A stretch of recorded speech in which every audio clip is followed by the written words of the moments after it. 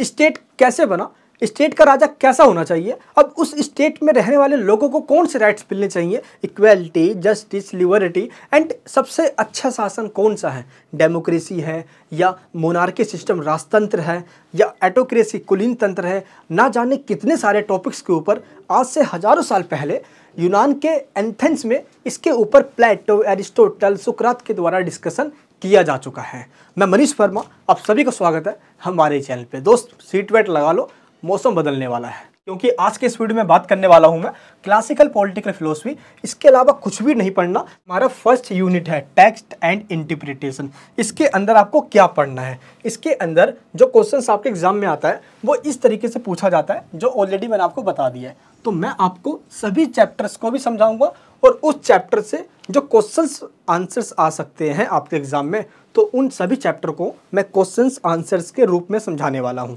तो पहला जो क्वेश्चन है वो एक ग्रंथ की व्याख्या में किस तरह की समस्याओं और चुनौतियों को सामना करना पड़ता है, इसके ऊपर मैंने अपनी ऑलरेडी वीडियो अपलोड कर दी है कि किस तरीके से जो वेस्टर्न कंट्रीज के थिंकर्स रहे हैं, चाहे प्लेटो हो या एरिस्टोटल है, उनके द्वारा जो भी डिस्कशन किए गए हैं वो आज भी काफ़ी रिलेवेंस है। उनकी कई बातों पे आज भी डिस्कशन होती है। अब मान लो कि जस्टिस या इक्वालिटी या लिबर्टी या डेमोक्रेसी के ऊपर आज से पहले कभी भी डिस्कशन नहीं हुआ होता, तो आज उसको समझना या उस पर डिस्कशन करना थोड़ा सा कॉम्प्लिकेटेड होता हमारे लिए। अब पहले डिस्कशन किया गया है तो हम रेफरेंस लेकर आज उनको हम समझेंगे तो समझने में आसानी भी हो जाएगी। अब मैं आपको कोई टॉपिक पढ़ा रहा हूँ और उसी टाइम पे कोई ऐसा एग्जांपल ले लूँ जो थोड़ा सा रिलेटेबल हो, तो आपको चीज़ें अच्छे समझ में आ जाएगी। जस्ट इसीलिए आपको ये चैप्टर पढ़ना है, इनमें से ये क्वेश्चन आपका पूछा जाता है। तो इसको मैंने अपने इस वाले वीडियो में बता दिया है। इस वीडियो का लिंक नीचे वीडियो के डिस्क्रिप्शन बॉक्स में दिया हुआ है। क्लासिकल पॉलिटिकल फिलोसफी को वेस्टर्न पॉलिटिकल फिलोसफी के नाम से भी जाना जाता है, क्योंकि इसके अंदर जो भी हम पॉलिटिकल फिलोसफर पढ़ने वाले हैं वो सभी के सभी वेस्टर्न कंट्री से बिलोंग करते हैं। तो आज की इस वीडियो के अंदर मैं आपको पहले बता दूं कि हमारा प्लान क्या है, मैं आपको किस तरीके से पूरा सिलेबस कंप्लीट करवाने वाला हूँ। चैप्टर फर्स्ट मैंने आपको ऑलरेडी करवा दिया है, उसकी लिंक नीचे वीडियो के डिस्क्रिप्शन बॉक्स में मिल जाएगी। जो हमारा सेकंड यूनिट है ये हमारा इंपॉर्टेंट है और आपको मैं बता दूं कि ये हमें कैसे कंप्लीट करना है। ये देखिए, इस सेकंड यूनिट के अंदर आपको बताना है पहले प्लेटो के बारे में और उसके काफ़ी सारे कॉन्सेप्ट हैं। पहला है फिलोसफी एंड पॉलिटिक्स, दूसरा है वर्च्यूज, थर्ड है जस्टिस, एंड फोर्थ है philosopher king and queen, and fifth है कम्युनिज्म, एंड सिक्स्थ क्या है प्लेटो ऑन डेमोक्रेसी, एंड सेवेंथ है women and guardianship, and eighth है फिलोसफिक एजुकेशन एंड गुड। इतने सारे कॉन्सेप्ट एक ही वीडियो में अगर मैंने आपको बता दिया तो वीडियो काफ़ी बड़ी हो जाएगी और एक ही वीडियो में कॉन्सेंट्रेट कर पाना भी थोड़ा सा मुश्किल हो जाता है। तो मैं क्या करने वाला हूँ, अब मैं इस वीडियो के 2-3 पार्ट्स में इसको डिवाइड करके आपको मैं एक एक टॉपिक समझाने वाला हूँ। तो सबसे पहले मैं आपको वो थ्योरी समझाता हूँ प्लेटो की जो बहुत ज़्यादा इंपॉर्टेंट है। वो कौन कौन सी है? पहला है philosopher king and queen, and दूसरा है प्लेटो का कॉन्सेप्ट ऑफ जस्टिस। तो पहले मैं आपको इस वाले वीडियो के अंदर पहले आपको मैं ये देन आपको ये दोनों थ्योरी समझाने वाला हूँ इस पार्ट के अंदर। नेक्स्ट पार्ट के अंदर कम्युनिज्म के ऊपर प्लेटो के विचार क्या है एंड एजुकेशन के ऊपर प्लेटो के क्या विचार हैं। बाकी इस टॉपिक से रिलेटेड जितने भी वीडियोस बनी है उन सभी के लिंक आपको इन फ्यूचर वीडियो के डिस्क्रिप्शन बॉक्स में मिल जाएगी, आप चेकआउट कर लेना और उनको देखते जाना सीक्वेंस वाइज में। अब हम सेकंड यूनिट को स्टार्ट करते हैं जो कि है हमारा प्लेटो। प्लेटो से जो हम सबसे पहले टॉपिक डिस्कस करेंगे वो है प्लेटो का दार्शनिक राजा रानी का सिद्धांत, जिसको हम plateaus concept of philosopher king के नाम से भी जानते हैं। अब इस टॉपिक को समझने से पहले आपको ये समझना होगा कि सरकार का सबसे अच्छा रूप कौन सा है। ये बताने के लिए प्लेटो ने कहा है कि सरकार का सबसे अच्छा रूप वह है जिसका राजा एक दार्शनिक हो। यानी कि प्लेटो अपने राज्य का एक ऐसा किंग या एक ऐसा राजा बनाना चाहता था जो एक फिलोसफर हो। अब मान लो एक सपने की दुनिया में आप खड़े हो और उस दुनिया का राजा आप अपने अकॉर्डिंग बनाना चाहते हो। सेम यही कंडीशन प्लेटो भी करता है। पहले हम ये समझते हैं कि प्लेटो है कौन, देन आपको ये टॉपिक अच्छे से समझ में आ जाएगा। प्लेटो का जन्म यूरोप के यूनान में हुआ था और यूनान को आज हम ग्रीस के नाम से जानते हैं। और इस ग्रीस में एक सिटी का नाम है जिसका नाम है एथेंस, और इस एथेंस में जन्म हुआ था प्लेटो का। कब? 427 BC यानी कि 727 ईस्वी पूर्व के अंदर।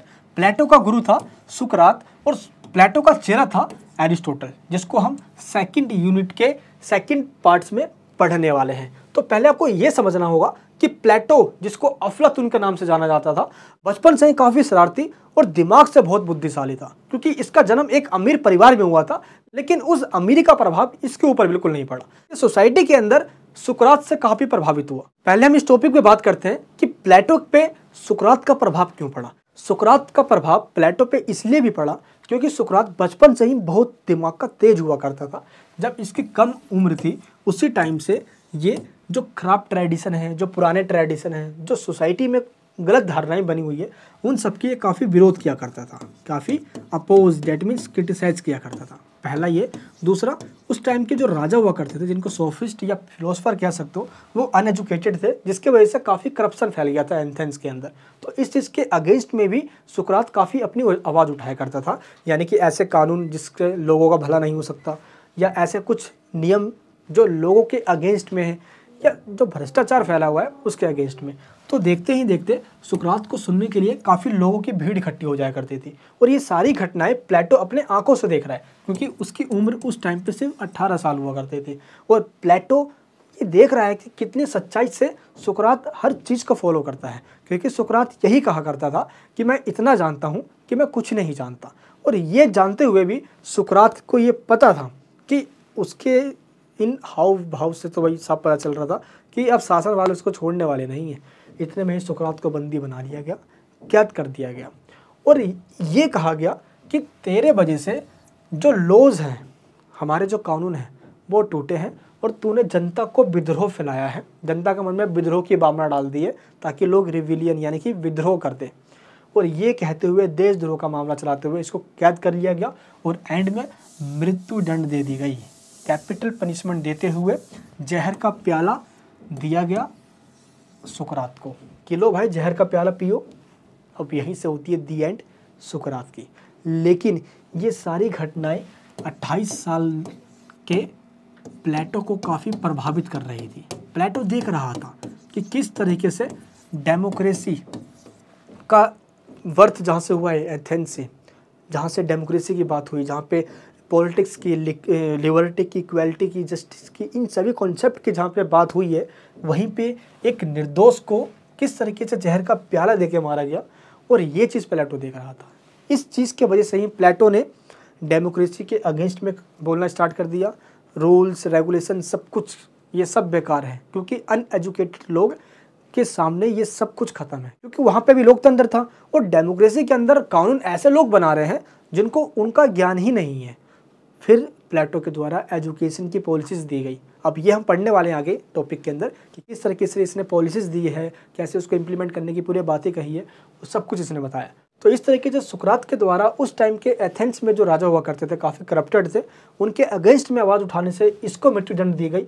सेम इसी तरीके से प्लेटो ने भी अपनी आवाज़ उठाई और जो अपने जो कॉन्सेप्ट है वो दिए कि किस तरीके से एक राजा होना चाहिए। अब हमें समझना है प्लेटो का फिलोसफर किंग का जो थ्योरी है, ये कॉन्सेप्ट जो है ये है क्या। सबसे पहले आप ये समझिए, मान लो आप किसी सपने की दुनिया में हो, बहुत बड़ी जगह है, और उस जगह पे आपको ये डिसाइड करना है कि उस जगह का राजा कैसा होना चाहिए।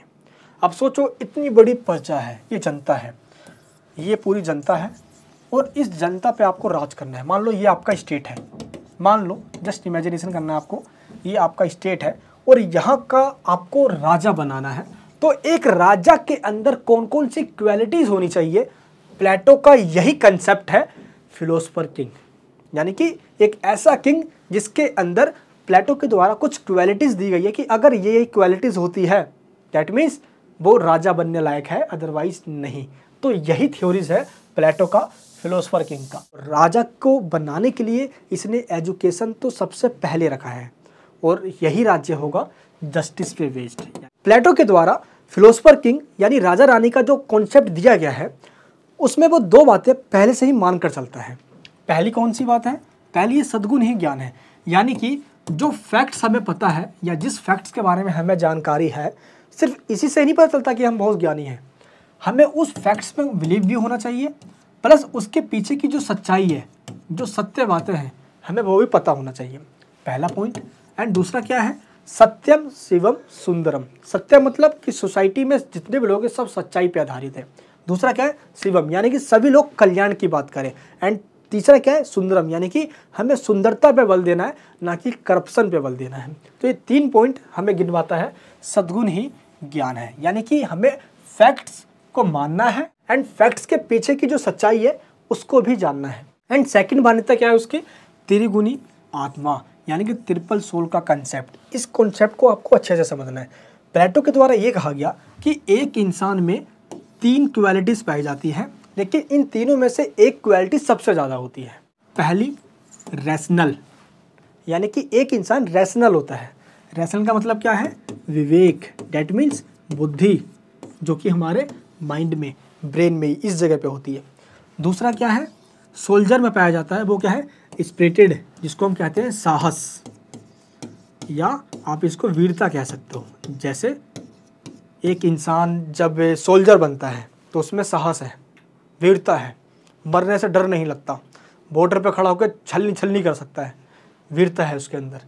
एंड जो तीसरी क्वालिटी है वो कमर में पाई जाती है, वो कौन सी है, एपिटाइट, जिसको हम संयम के नाम से जानते हैं। संयम, पेशेंस भी इसको कह सकते हो।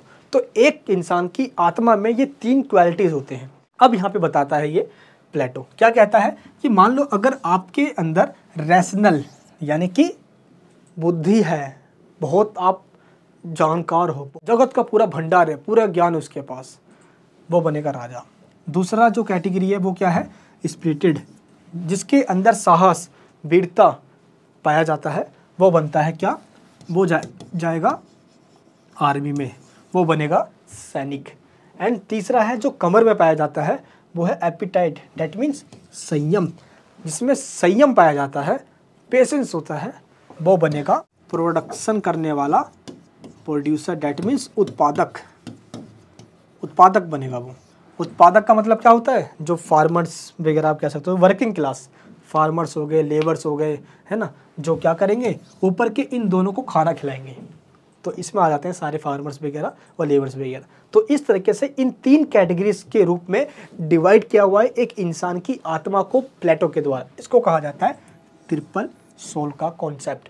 तो इस तरीके से प्लेटो अपने राजा रानी का जो कॉन्सेप्ट है, फिलोसफर किंग का जो कॉन्सेप्ट है, इसको समझाने से पहले वो ये 2 चीज़ों पहले से मान कर चलता है। पहला क्या, कि हमें सच्चाई पे चलना है, सच्चाई के पीछे के रीजन को जानना है। एंड सेकंड क्या है कि एक इंसान में 3 तरीके के क्वालिटीज़ होती है, जिनमें से एक क्वालिटी सबसे ज़्यादा पाया जाता है। इसी के अकॉर्डिंग वो इंसान वो बन जाता है जो क्वालिटी उसमें सबसे ज़्यादा। मान लो आप में ज़्यादा बुद्धि है तो आप दार्शनिक राजा बन जाओगे। अगर आपके अंदर स्पिरिटेड है, वीरता है, शौर्य है, तो आप आर्मी में चले जाओगे। अगर आपके अंदर संयम है, पेशेंस है, तो आप जाओगे वर्किंग क्लास में, लेबर बनोगे, फार्मर्स बनोगे। तो इस तरीके से 3 कैटेगरी में डिवाइड किया हुआ है प्लेटो के द्वारा।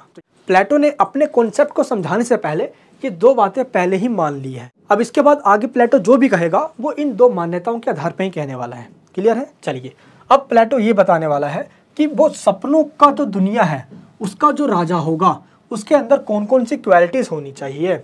अगर ये क्वालिटीज़ इस राजा में है, दैट मीन्स राजा बनने लायक है।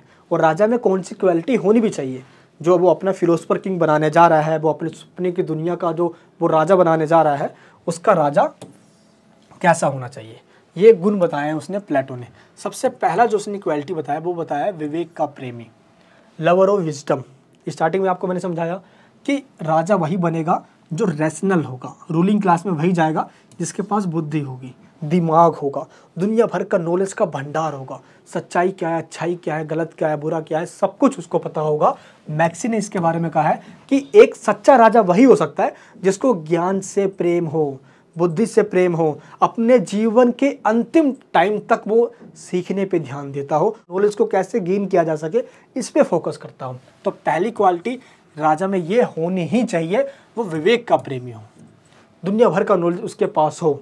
सेकंड पॉइंट क्या है, सत्य का प्रेमी हो, वो सच्चाई पे चलता हो, कभी भी झूठ का सहारा ना ले। अपने राज्य को अगर ऊपर उठाना है, लोगों को डेवलप करना है, हमें और आगे लेके जाना है, तो सच्चाई के रास्ते पे ही चलना होगा।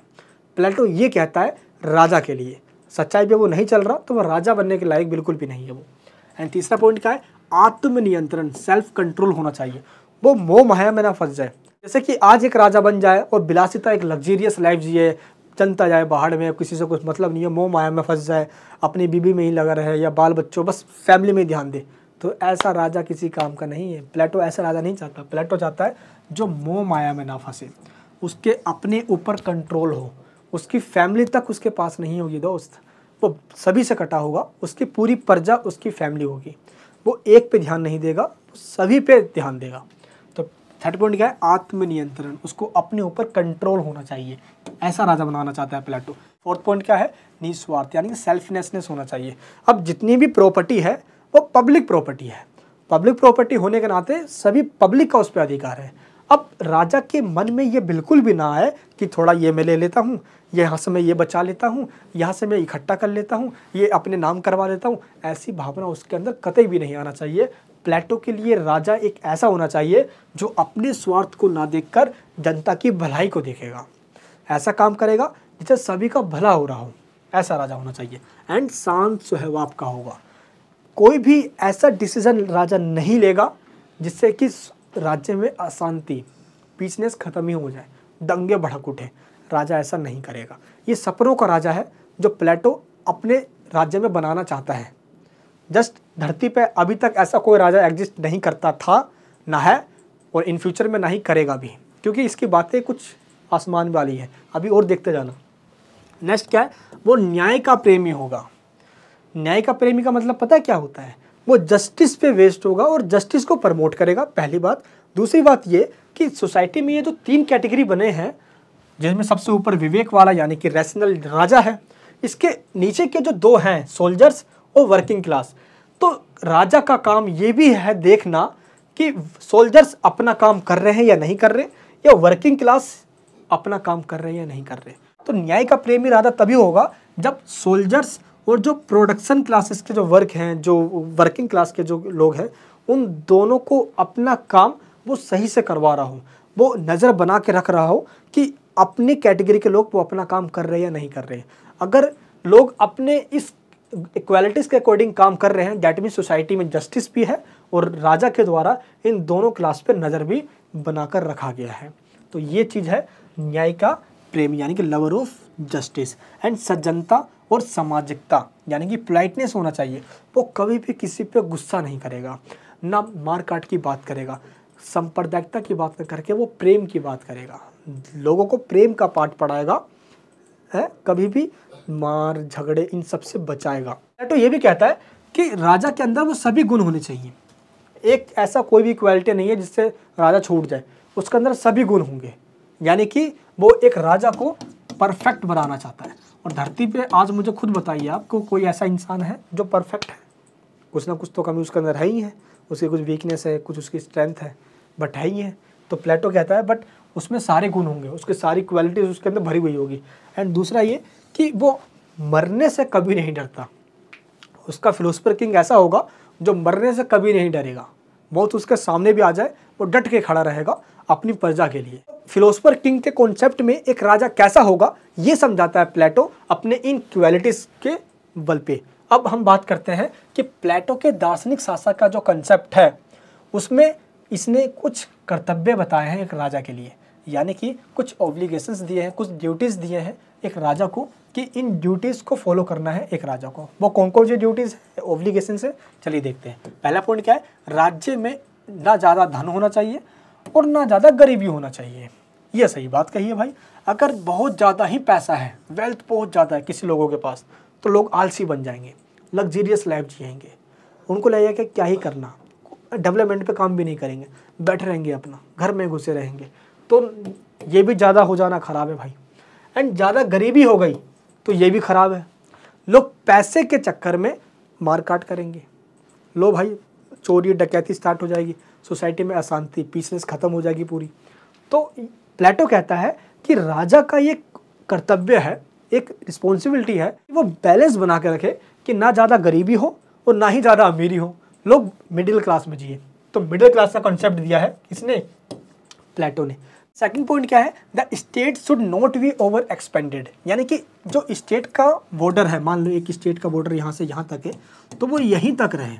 ऐसा नहीं है कि वो अपने इस बॉर्डर को बढ़ाकर इस स्टेट के बॉर्डर तक मिला दे, ऐसा नहीं होना चाहिए। जैसे कि आज चाइना दुनिया के नाक में दम करके बैठे पड़े हैं, अमेरिका, इधर वेस्टर्न कंट्रीज, इंडिया, ना जाने वो अपनी हरकतों से कब बाज आएगा।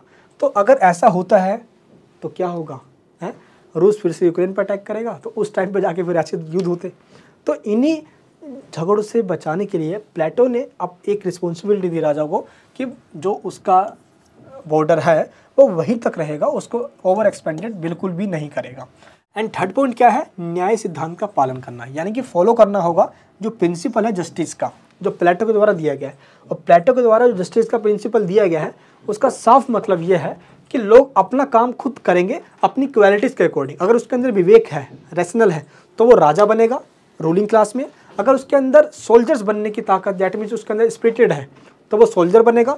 अगर उसके अंदर एप्टीटाइड है तो वो वर्किंग क्लास में जाएगा, फार्मर्स बनेगा, लेबर बनेगा। इन तीनों कैटेगरी के अकॉर्डिंग जिसके अंदर जो भी क्वालिटी पाई जाती है वो अपनी क्वालिटी के अकॉर्डिंग अपना काम करेगा, पहला पॉइंट। दूसरा क्या है, वो किसी दूसरे के काम में इंटरफेयर यानी हस्तक्षेप नहीं करेगा।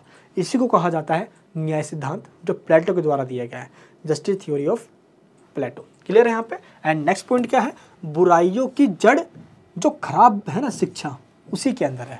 आपको मैंने बताया था कि एजुकेशन का तो अपोज सुकरात ने भी किया था, उसी का इम्पैक्ट प्लेटो के भी ऊपर पड़ा। और प्लेटो ने ये कहा कि ये सब तभी हो पाएगा, राजा एक रैशनल तभी बन पाएगा जब एक अच्छा एजुकेशन सिस्टम होगा। इसलिए प्लेटो के द्वारा कहा गया कि जितनी भी बुराइयां सोसाइटी में आज है, उन सोसाइटी के अंदर बुराइयों का जो जड़ है वो है खराब एजुकेशन है, जो घटिया एजुकेशन सिस्टम है, जो एक लोगों को सिर्फ और सिर्फ एक बीमारू बना रही है। इसलिए इसने एजुकेशन का प्रिंसिपल भी दिया, जो आगे हम क्वेश्चंस में डिस्कस करने वाले हैं। तो ये पूरा एजुकेशन सिस्टम चेंज करना चाहता था। तो एजुकेटेड लोग ही राजा बन सकते थे और सोसाइटी की जितनी प्रॉब्लम्स है उन सबसे छुटकारा एजुकेशन से ही मिल सकता था। तो सभी को इसने एजुकेटेड करने की बात कही, जो अब हम आगे पढ़ने भी वाले हैं। चलिए अब नेक्स्ट पॉइंट देखते हैं हम। प्लेटो के दर्शन के शासन की कुछ फीचर्स हैं, यानी कि कैरेक्टरिस्टिक्स ऑफ प्लेटोज फिलोसफी, यानी कि जो उसकी फिलोसफी है। अभी तो हमने ये देख लिया कि वो कैसा राजा बनाना चाहता है। अब हम ये देखते हैं कि जो उसने बातें कही है उनकी मेन की पॉइंट्स क्या है, जिसको हम कैरेक्टरिस्टिक्स कहते हैं, जिसको हम विशेषता यानी कि फीचर्स कहते हैं। सबसे फर्स्ट इसकी फीचर ये है कि प्लेटो सुकरात के ही टाइम से डेमोक्रेसी का घोर विरोधी हो गया था, क्योंकि गलत ट्रेडिशन एंड राजा का विरोध करने की वजह से जब सुकरात को जहर का प्याला पिला दिया गया, उसी टाइम से डेमोक्रेसी के अगेंस्ट में खड़ा हो गया प्लेटो। इसलिए प्रजातंत्र का वो विरोधी हो गया, एंटी डेमोक्रेसी हो गया। वो कहता था कि डेमोक्रेसी के अंदर मूर्खों का शासन होता है, क्योंकि प्लेटो कहता है कि कुछ अनपढ़ लोग मिलकर कानून बना रहे होते हैं जिनको खुद कानून के बारे में जानकारी नहीं होती। इसी वजह से प्लेटो लोकतंत्र के अगेंस्ट में खड़ा हो गया। वो कहता था कि लोकतंत्र तो भीड़तंत्र है, यहाँ पे अनपढ़ लोगों का शासन होता है। लोकतंत्र के अगेंस्ट में खड़ा होने का मेन रीजन इसका ये था। एंड सेकंड जो सबसे मेन पॉइंट है वो क्या है, शिक्षा पद्धति में दार्शनिक शासन। वो चाहता था एक ऐसा राजा बनाना जो फिलोसफर हो, और फिलोसफर बनाने के लिए, एक दार्शनिक बनाने के लिए उसने एजुकेशन सिस्टम भी बनाया कि स्टार्टिंग से लेकर इस पर्टिकुलर एज तक हम क्या पढ़ाएंगे, उसके बाद ना जाने कितनी ट्रेनिंग्स देंगे, ट्रेनिंग देने के बाद कितने सारे एग्ज़ाम्स लेंगे, एग्ज़ाम्स में पास हो जाने के बाद लगभग एक इंसान 50 साल यानी कि 50 साल का हो जाएगा, तब जाके वो एक दार्शनिक यानी कि फिलोसफर बनेगा। जो जितने भी एग्ज़ाम्स होंगे उन सभी एग्ज़ाम्स को पास करने के बाद वो एक राजा बनेगा। तो उसका जो एजुकेशन का जो प्रिंसिपल है, जो सिस्टम है, वो अभी आगे क्वेश्चन आएंगे तो उसमें आपको बताने वाला हूँ। दर्शन का शासन सद्गुण पर आधारित है, यानी कि rule of philosopher based on virtues. Virtues का मतलब यहाँ पे क्या है, विवेक यानी कि रैशनल रीजन्स, बुद्धि पे आधारित है। दूसरा संयम पेशेंस पे। तीसरा शौर्य वीरता स्पिरिटेड पे।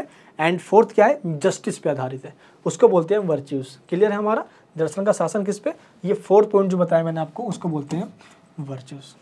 एंड फोर्थ पॉइंट क्या है, दर्शन का शासन निस्वार्थ भावना पर आधारित है, यानी कि रूल ऑफ फिलोसफर जो है इसके अंदर जो राजा होगा वो सेल्फनेस, यानी कि कोई भी जनता या राजा अपने सेल्फ के लिए, अपने लिए काम नहीं करेंगे, अपनी ज़रूरतों को पूरा नहीं करेंगे, वो सभी के लिए काम करेंगे।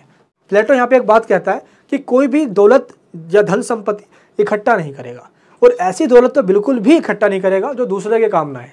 इसलिए प्लेटो ने ये कहा है कि निस्वार्थ भाव से लोग काम करेंगे यहाँ पे, ठीक है। एंड फिफ्थ पॉइंट क्या है, अविजन वर्ग का शासन। अविजन वर्ग का शासन का मतलब क्या है, देखो प्रतिभा सभी के पास नहीं होती, प्रतिभा मतलब जो स्किल है एक राजा बनने की। इसलिए फिलोसफर किंग के कॉन्सेप्ट में प्लेटो ने ये कहा कि एक राज्य के अंदर कुछ ही लोग पढ़े लिखे होते हैं और उन्हीं कुछ पढ़े लिखे लोगों में ही राजा बनने की क्वालिटीज़ होती है। तो ये प्रतिभा पे डिपेंड करता है। और अभिजन वर्ग या अभिजात वर्ग या एटोक्रेसी का मतलब यही होता है, जैसे कि एलीट क्लास आपने पढ़ा होगा हिस्ट्री के अंदर, अभिजन वर्ग उनको कहते थे जो राजा के साथ रहा करते थे या पैसे वाले लोग हुआ करते थे, जिन पे बहुत बड़े बड़े लैंडलॉर्ड्स कह सकते हो, या जिन पे बड़े बड़े भूमि के टुकड़े हों, है ना, बहुत पैसे वाले लोग हुआ करते थे। तो सेम अभिजन वर्ग का मतलब यही है कि ऐसे कुछ लोग जो पढ़े लिखे लोग हैं, जो राजा बनने की क्वालिटी अपने अंदर रखते हैं। तो प्लेटो कहता है इनके अंदर ही प्रतिभा पाई जाती है, बाकी जितने भी लोग बचे उनके अंदर राजा बनने की प्रतिभा नहीं है, उनके अंदर राजा बनने की क्वालिटीज़ नहीं है, स्किल्स नहीं है। राजा वही लोग बन सकते हैं जिनके अंदर प्रतिभा है एक फिलोसफर किंग की, और क्या क्वालिटीज़ है ये भी हमने पढ़ लिया। इस तरीके से अभिजन वर्ग या इलियट का मतलब होता है ऐसे कुछ लोग, सिर्फ कुछ लोग, गिने चुने लोग, जो राजा बनने की क्वालिटीज़ अपने अंदर रखते हैं। एंड नेक्स्ट पॉइंट क्या है, दार्शनिक शासक की शक्ति असीमित होती है। जिस तरीके से सुकरात की घटना को प्लेटो ने अपने आंखों से देखा, उसको ये तो समझ में आ गया कि कानून तो सिर्फ कानून दिखावा है, ये सिर्फ ढकोसला है, इसको फॉलो करना समझ लो कि बेवकूफ़ी होगी, मूर्ख होंगे हम। इसलिए प्लेटो कहता है कि जो फिलोसफर किंग है वो किसी इलेक्शन से नहीं बना, और किसी ने चुनाव दे के नहीं बनाया उसको, तो ना ही वो किसी जनता के प्रति रिस्पॉन्सिबिलिटी है, ना ही काम के प्रति वो किसी को बताने का हकदार है भाई। इसलिए प्लेटो ने क्या कहा है कि फिलोसफर किंग सभी कानून से ऊपर है, कानून के दायरे में वो नहीं आता। वो उसको इतना ज्ञान है, वो उसको इतना नॉलेज है, इतना बुद्धिमान है कि उसको पता है कि सही क्या है गलत क्या है, वो कभी गलत कर ही नहीं सकता। यह है प्लेटो का कॉन्सेप्ट ऑफ फिलोसफर किंग। समझ में आ गया आप सभी को? इसलिए उसको अनलिमिटेड पावर्स दे दी गई है, कानून से ऊपर रखा गया है उसको, जो भी है सब उसके नीचे है। जो फिलोसफर किंग कह देगा वो सही है सभी जनता के लिए, उसकी बातें ही कानून है। ये कहा है किसने? प्लेटो ने। इस तरीके से फिलोसफर किंग की जो पावर है वो अनलिमिटेड है। अब हम बात करते हैं प्लेटो के दर्शन के शासन की आलोचना, यानी कि criticism of the rule of plateaus philosophy. ये कुछ क्रिटिसिज्म के पॉइंट है यहाँ पे। फर्स्ट पॉइंट क्या है, प्रत्यक्ष तथा अप्रत्यक्ष प्रजातंत्र का विरोधी, यानी कि डायरेक्ट हो या इनडायरेक्ट हो, डेमोक्रेसी का हमेशा से प्लेटो के द्वारा अपोज ही किया गया, क्योंकि प्लेटो कहता था कि डेमोक्रेसी भीड़ तंत्र है, यहाँ पे ऐसे लोगों का शासन होता है जिनमें ज्ञान नहीं होता, और कुछ अज्ञानी लोग जिनमें नॉलेज नहीं है वही कानून बना रहे हैं सभी पे शासन करने के लिए। ये चीज़ गलत है, इसलिए प्लेटो ने लोकतंत्र का विरोध किया, डेमोक्रेसी का अपोज किया। सेकंड पॉइंट क्या है कि तानाशाही को कहीं ना कहीं उसने जन्म दे दिया है। अभी मैंने आपको बताया था इस वाले पॉइंट के अंदर कि प्लेटो ने ये कहा कि जो दार्शनिक शासक है उसके पास जो पावर्स है वो अनलिमिटेड है, वो लॉज से भी ऊपर हो गए हैं, कोई कॉन्स्टिट्यूशन नहीं है उसके लिए, वो सबसे ऊपर है, सबसे सुप्रीम वही है, जो वो कहेगा वो कानून बन जाएगी। कहीं ना कहीं वो डिक्टेटर की ओर जा रहा है, कोई कानून से ऊपर हो गया या जो वो कह रहा है वही कानून बन जाए, तो ये तो भाई कहीं ना कहीं वो तानाशाही बन सकता है। अब इसका क्या सबूत है कि वो तानाशाही नहीं बनेगा या डिक्टेटर नहीं बनेगा? जो कि धरती पे, इस पृथ्वी पे आज तक कहीं कहीं फिलोसफर किंग का कॉन्सेप्ट एप्लीकेबल नहीं हुआ प्रैक्टिकली। तो हम कह सकते हैं कि कानून से ऊपर आज हम देखें तो हिटलर को देख लो, मुसोलिनी को देख लो, ऐसे काफ़ी सारे एग्जाम्पल मिल जाते हैं। तो कहीं ना कहीं इसने डिक्टेटर की बात यहाँ पे कर दी है। नेक्स्ट क्या है, इसने रिस्पॉन्सिबिलिटी की बात तो करी है कि राजा की रिस्पॉन्सिबिलिटी है, तीनों जो क्वालिटीज़ हैं, सोल्जर्स एंड वर्किंग क्लास और रूलिंग क्लास, इन तीनों के कैटेगरीज जो डिवाइड किया इसने, ये अपने अकॉर्डिंग काम कर रहे हैं या नहीं कर रहे, कहीं एक दूसरे के काम में इंटरफेयर तो नहीं कर रहे। इसने कहीं ना कहीं रिस्पॉन्सिबिलिटी की बात करी है, बट इसने राइट्स की बात नहीं करी है। बस ये रिस्पॉन्सिबिलिटी पे ही लिमिटेड रह गया, राइट्स की बात नहीं करी, ना इक्वालिटी की ना लिबर्टी की, ये आपको ध्यान रखना है। नेक्स्ट पॉइंट क्या है, कानून और जनमत की अवहेलना करी है। जब इसने अपने राजा को कानून से ऊपर बना दिया, जनता को ये कहा कि जो राजा कहेगा वही जनता को सुनना है, क्योंकि राजा दार्शनिक है। वो दार्शनिक कई स्टेजेस से पास होकर एक दार्शनिक बना है, कई बार उसने एग्जाम दिए, उसके बहुत सालों तक ट्रेनिंग चली है, और इतनी ट्रेनिंग कर लेने के बाद एक राजा एक फिलोसफर बन जाता है, तो वो दुनिया भर का भंडार उसके दिमाग में होता है, सब चीज़ का उसको नॉलेज है, सारी गुण उसके अंदर है, सारी वर्च्यूज़ है, सारी क्वालिटीज़ है उसके अंदर, तो वो गलत कर ही नहीं सकता। तो इस तरीके से उसका जो राजा है उसने जनमत की अवहेलना करी और कानून से सुप्रीम बना के प्लेटो ने ये गलत कर दिया, तो इसलिए इसकी क्रिटिसिज्म की जाती है। नेक्स्ट पॉइंट क्या है, दर्शन का शासन एकमात्र कल्पना है। ऐसा धरती पे आज तक ना ही कभी एग्जिस्ट हुआ है, ना ही है और ना ही होगा। मैंने आपको बताया ना स्टार्टिंग में, जस्ट एक इमेजिनेशन है।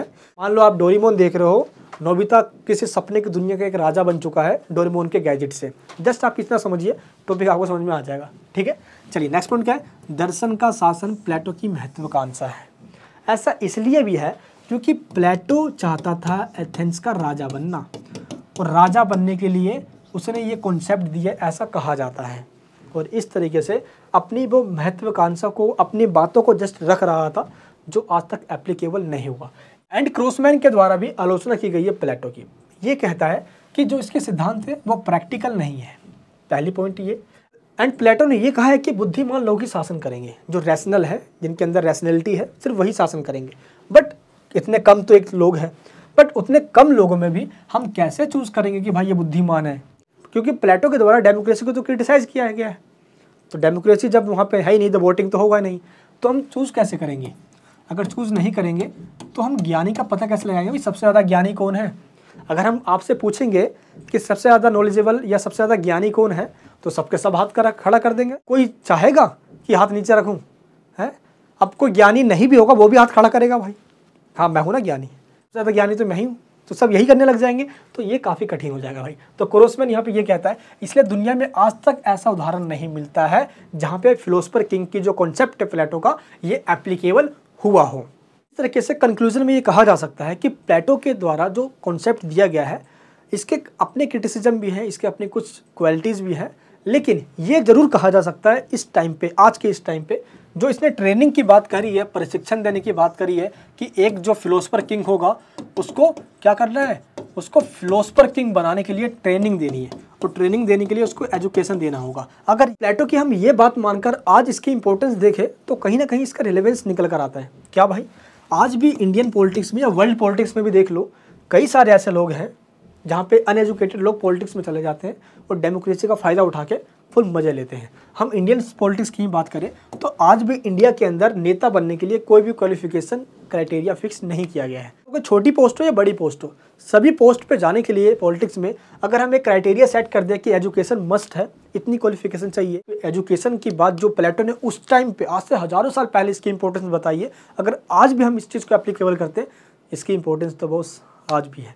आई होप आपको एक चीज़ समझ में आया होगा। तो इस प्रकार कहा जा सकता है कि प्लेटो के द्वारा जो फिलोसफर किंग का कॉन्सेप्ट दिया गया है, ये आज तो एप्लीकेबल नहीं होता, लेकिन इसकी जो कुछ बातें हैं जो आज हमारे इंडियन पॉलिटिक्स में या वर्ल्ड पॉलिटिक्स में काम जरूर आती है, जो इसका एजुकेशन का कंसेप्ट है, या फिलोसफर किंग या राजा बनाने से पहले जो उसको ट्रेनिंग देनी चाहिए, देन वो राजा बनेगा, तो इनसे कहीं ना कहीं हमें सीख जरूर मिलती है। इस तरीके से प्लेटो 347 BC में एक शादी में गया हुआ था, वहाँ पे खाना खाया, लेटा, उठा ही नहीं, देहांत हो गया प्लेटो का। इस तरीके से प्लेटो का भी हो जाता है दी एंड। मैंने आपको सेम उसी फॉर्मेट में भी समझाया जैसे कि आपको एग्जाम में आंसर लिखना है। जैसे आपको मैंने बताया यहाँ पे सबसे पहले इंट्रोडक्शन, देन आपको 2 मान्यताएं जो प्लेटो मान कर चलता है, इसके बाद क्या क्वालिटीज़ है एक राजा के अंदर होनी चाहिए एक राज्य के अंदर, ताकि शासन कर सके, और इसी को आइडियल स्टेट भी कहता है प्लेटो। एक ऐसा स्टेट जहाँ पे इन क्वालिटीज़ के दम पे राजा राज करेगा, इसको कहा जाता है आदर्श राज्य, यानी कि आइडियल स्टेट, सपनों का राज्य। जब मैं आगे पढ़ा रहूँगा आपको वहाँ पे आइडियल स्टेट वर्ड आएगा, तो आपको समझ में वो वर्ड आ जाना चाहिए। इसके बाद आपको बताना है कि क्या ड्यूटीज़ हैं एक फिलोसफर किंग की, इसके बाद आपको कैरेक्टरिस्टिक्स बताना है क्या उसकी फीचर्स है एक फिलोसफर किंग की, एंड इसके बाद आपको आलोचना करना है, और लास्ट में आपको एक कंक्लूजन देना है। तो ये एक फॉर्मेट है आंसर्स को देने का। आई होप कि आपको ये क्वेश्चन अच्छे से समझ में आ गया होगा। चलिए अब आते हैं अपने हम नेक्स्ट क्वेश्चन पे। नेक्स्ट क्वेश्चन क्या कहता है, राज्य व्यक्ति का विराट रूप है। व्यक्ति मतलब एक बंदा, विराट मतलब एक व्यक्ति जब पूरी कम्युनिटी में मिल जाए, यानी कि सभी लोग, तो एक व्यक्ति का विराट रूप है कौन, स्टेट, यानी कि एक एक व्यक्ति को मिलाकर स्टेट बनता है। ऐसा कौन कह रहा है, प्लेटो कह रहा है। तो क्वेश्चन में ये पूछा गया है कि उपरोक्त कथन, ये जो स्टेटमेंट दिया है प्लेटो ने, इसके संदर्भ में प्लेटो के न्याय सिद्धांत की व्याख्या कीजिए। प्लेटो का जो कॉन्सेप्ट है जस्टिस का, आपको वो डिस्क्राइब करना है। इसी क्वेश्चन को अथवा में प्लेटो के न्याय सिद्धांत और आदर्श राज्य के संबंध की व्याख्या कीजिए, इस तरीके से भी पूछा जा सकता है। इससे पहले आपको ये पता होना चाहिए कि प्लेटो के द्वारा जो भी अपने थॉट्स या अपने ओपिनियन दिए गए हैं, वो उसकी अपनी बुक में दी गई है, वो है द रिपब्लिक। किसके द्वारा लिखी गई है, ये प्लेटो के द्वारा लिखी गई है। प्लेटो वेस्टर्न पॉलिटिकल फिलोसफी का एक महान फिलोसफर हुआ।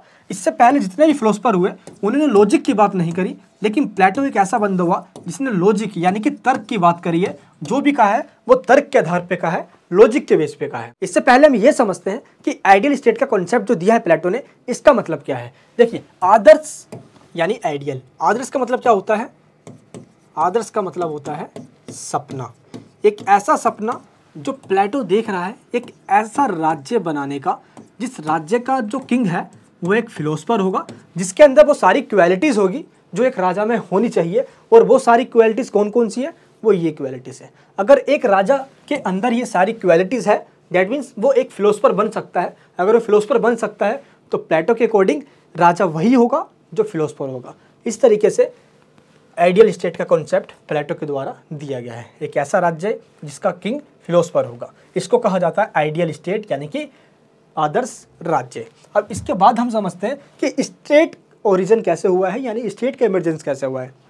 देखिए, प्लेटो के पहले ये कॉन्सेप्ट था सोसाइटी के अंदर कि राज्य को भगवान ने बनाया है, या राजा और राज्य दोनों को एक ही समझा जाता था। और ये देवीय अवतरण है, यानी कि भगवान ने अवतार के रूप में राजा को धरती पे भेजा है शासन करने के लिए। लेकिन प्लेटो के द्वारा इसको क्रिटिसाइज किया गया और प्लेटो ने ये कहा कि राज्य जो है वो नैतिकता और आदर्शों पे आधारित है, यानी कि एथिक्स और आइडियल्स पे बेस्ड है। इसलिए उसने इसको आइडियल स्टेट कहा और उसका किंग एक फिलोसफर को बनाया। यानी कि जो देवीय सिद्धांत है, जो डिवाइन थ्योरी है स्टेट की, उसको इसने क्रिटिसाइज किया, उसको रद्द कर दिया। अब इसके बाद इसने ये कहा कि ये नैतिकता पे आधारित है जो लोगों के पब्लिक वेलफेयर के लिए है। यहाँ का किंग फिलोसफर है, दुनिया के सभी जानकारी उसके पास है, नॉलेज का भंडार प्लेटो के पास है। इस तरीके से प्लेटो ने ये कहा कि राज्य व्यक्ति का ही विराट रूप है। अगर एक व्यक्ति को देखोगे आप तो इंडिविजुअल आपको वही एक इंसान दिखेगा, लेकिन सभी पर्सन को एक एक करके आप रख के देख लोगे, सभी व्यक्ति को मान लो आपने ऐसे करके देख लिया, तो सभी को मिलाकर ग्रुप ऑफ पीपल क्या है? स्टेट है। दैट मीन्स अगर सभी पूरी कम्युनिटी को एक ही जगह पे हम खड़े करके देखें तो क्या बन जाएगी? वो बन जाएगी स्टेट। दैट मीन्स राज्य व्यक्ति का एक बड़ा रूप है। अब एक इंडिविजुअल, हम एक ही इंसान है, अगर सभी मिलकर हम खड़े हो जाए तो हम पूरे एक स्टेट बन जाएंगे। सेम यही प्लेटो कहता है कि जो एक व्यक्ति की क्वालिटीज़ है वही एक स्टेट की भी क्वालिटी होगी। व्यक्ति के अंदर जो जो गुण पाए जाते हैं वही स्टेट के अंदर भी पाए जाते हैं, क्योंकि स्टेट लोगों से मिलकर बना है। आई होप आपको समझ में आया होगा। प्लेटो यहाँ पे कहता है स्टेट किसी चट्टान से नहीं निकला, ना ही किसी पेड़ पौधों से निकला है।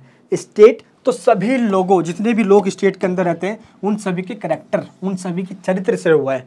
स्टेट के अंदर रहने वाले लोगों का जो व्यवहार है उन सभी से मिलकर एक स्टेट बना है। That means group of person, यानी कि सभी लोगों का एक पूरा कम्युनिटी है स्टेट। यानी कि इंडिविजुअल जब पूरा एक कम्युनिटी बन जाता है दैट मीन्स वो स्टेट कहलाता है। इस तरीके से क्या कहता है प्लेटो? राज्य व्यक्ति का ही एक बड़ा रूप है।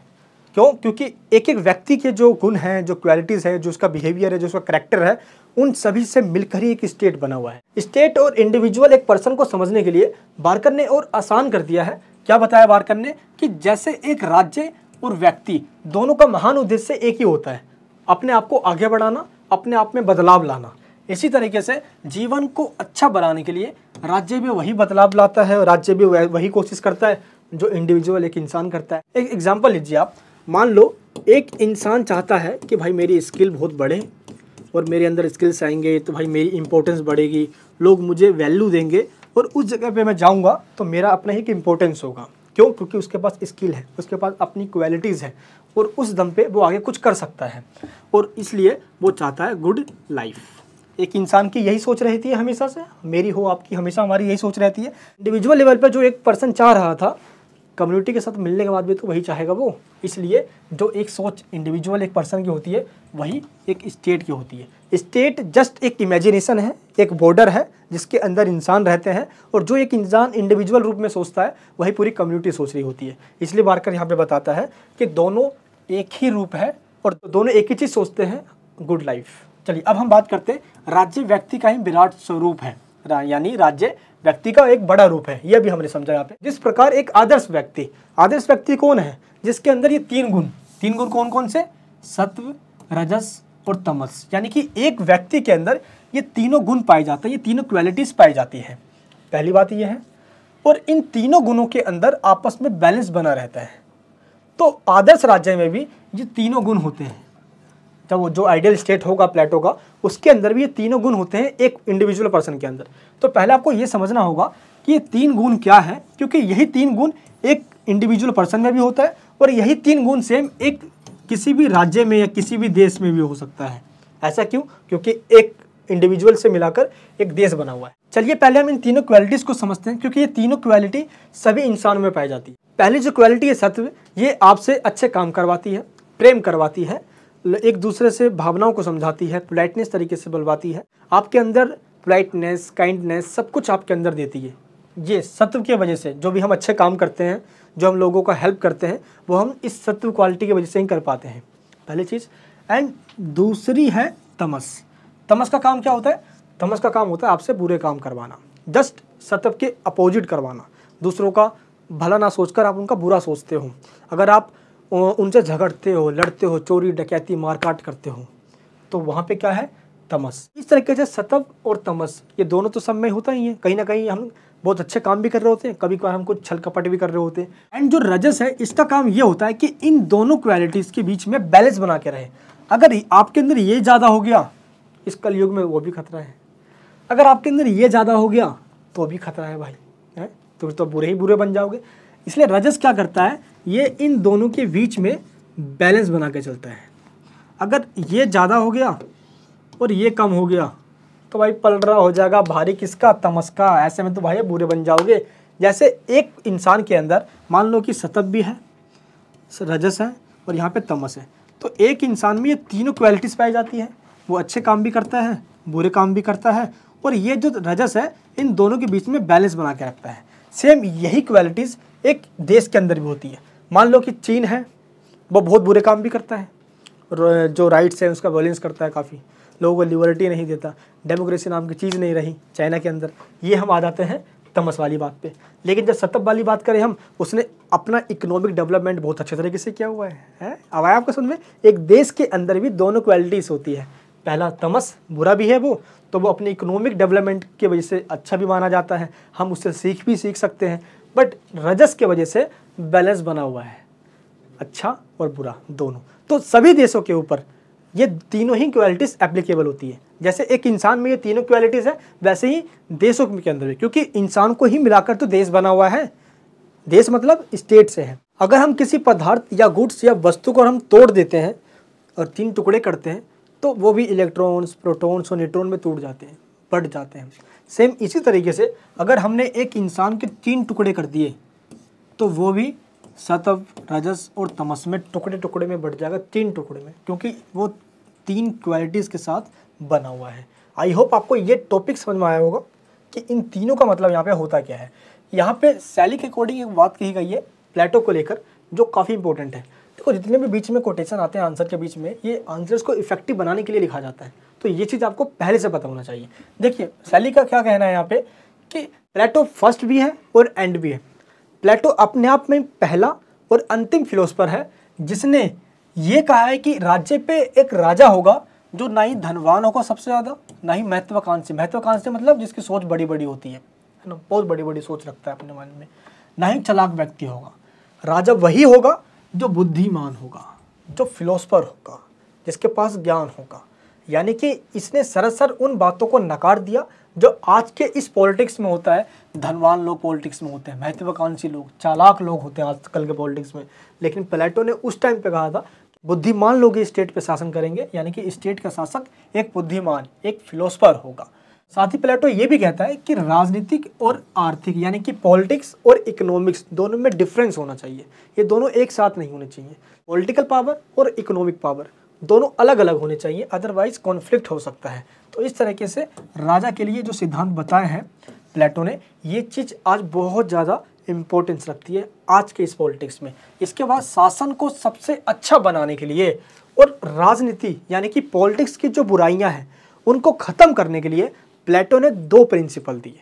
अगर ये दोनों प्रिंसिपल एप्लीकेबल हो जाते हैं तो प्लेटो का सपना पूरा हो जाएगा और एक ऐसा राज्य बनेगा जो फिलोसफर किंग और आइडियल स्टेट पे बेस होगा, और एक ऐसा राज्य जो जस्टिस के कॉन्सेप्ट पे बेस्ड होगा।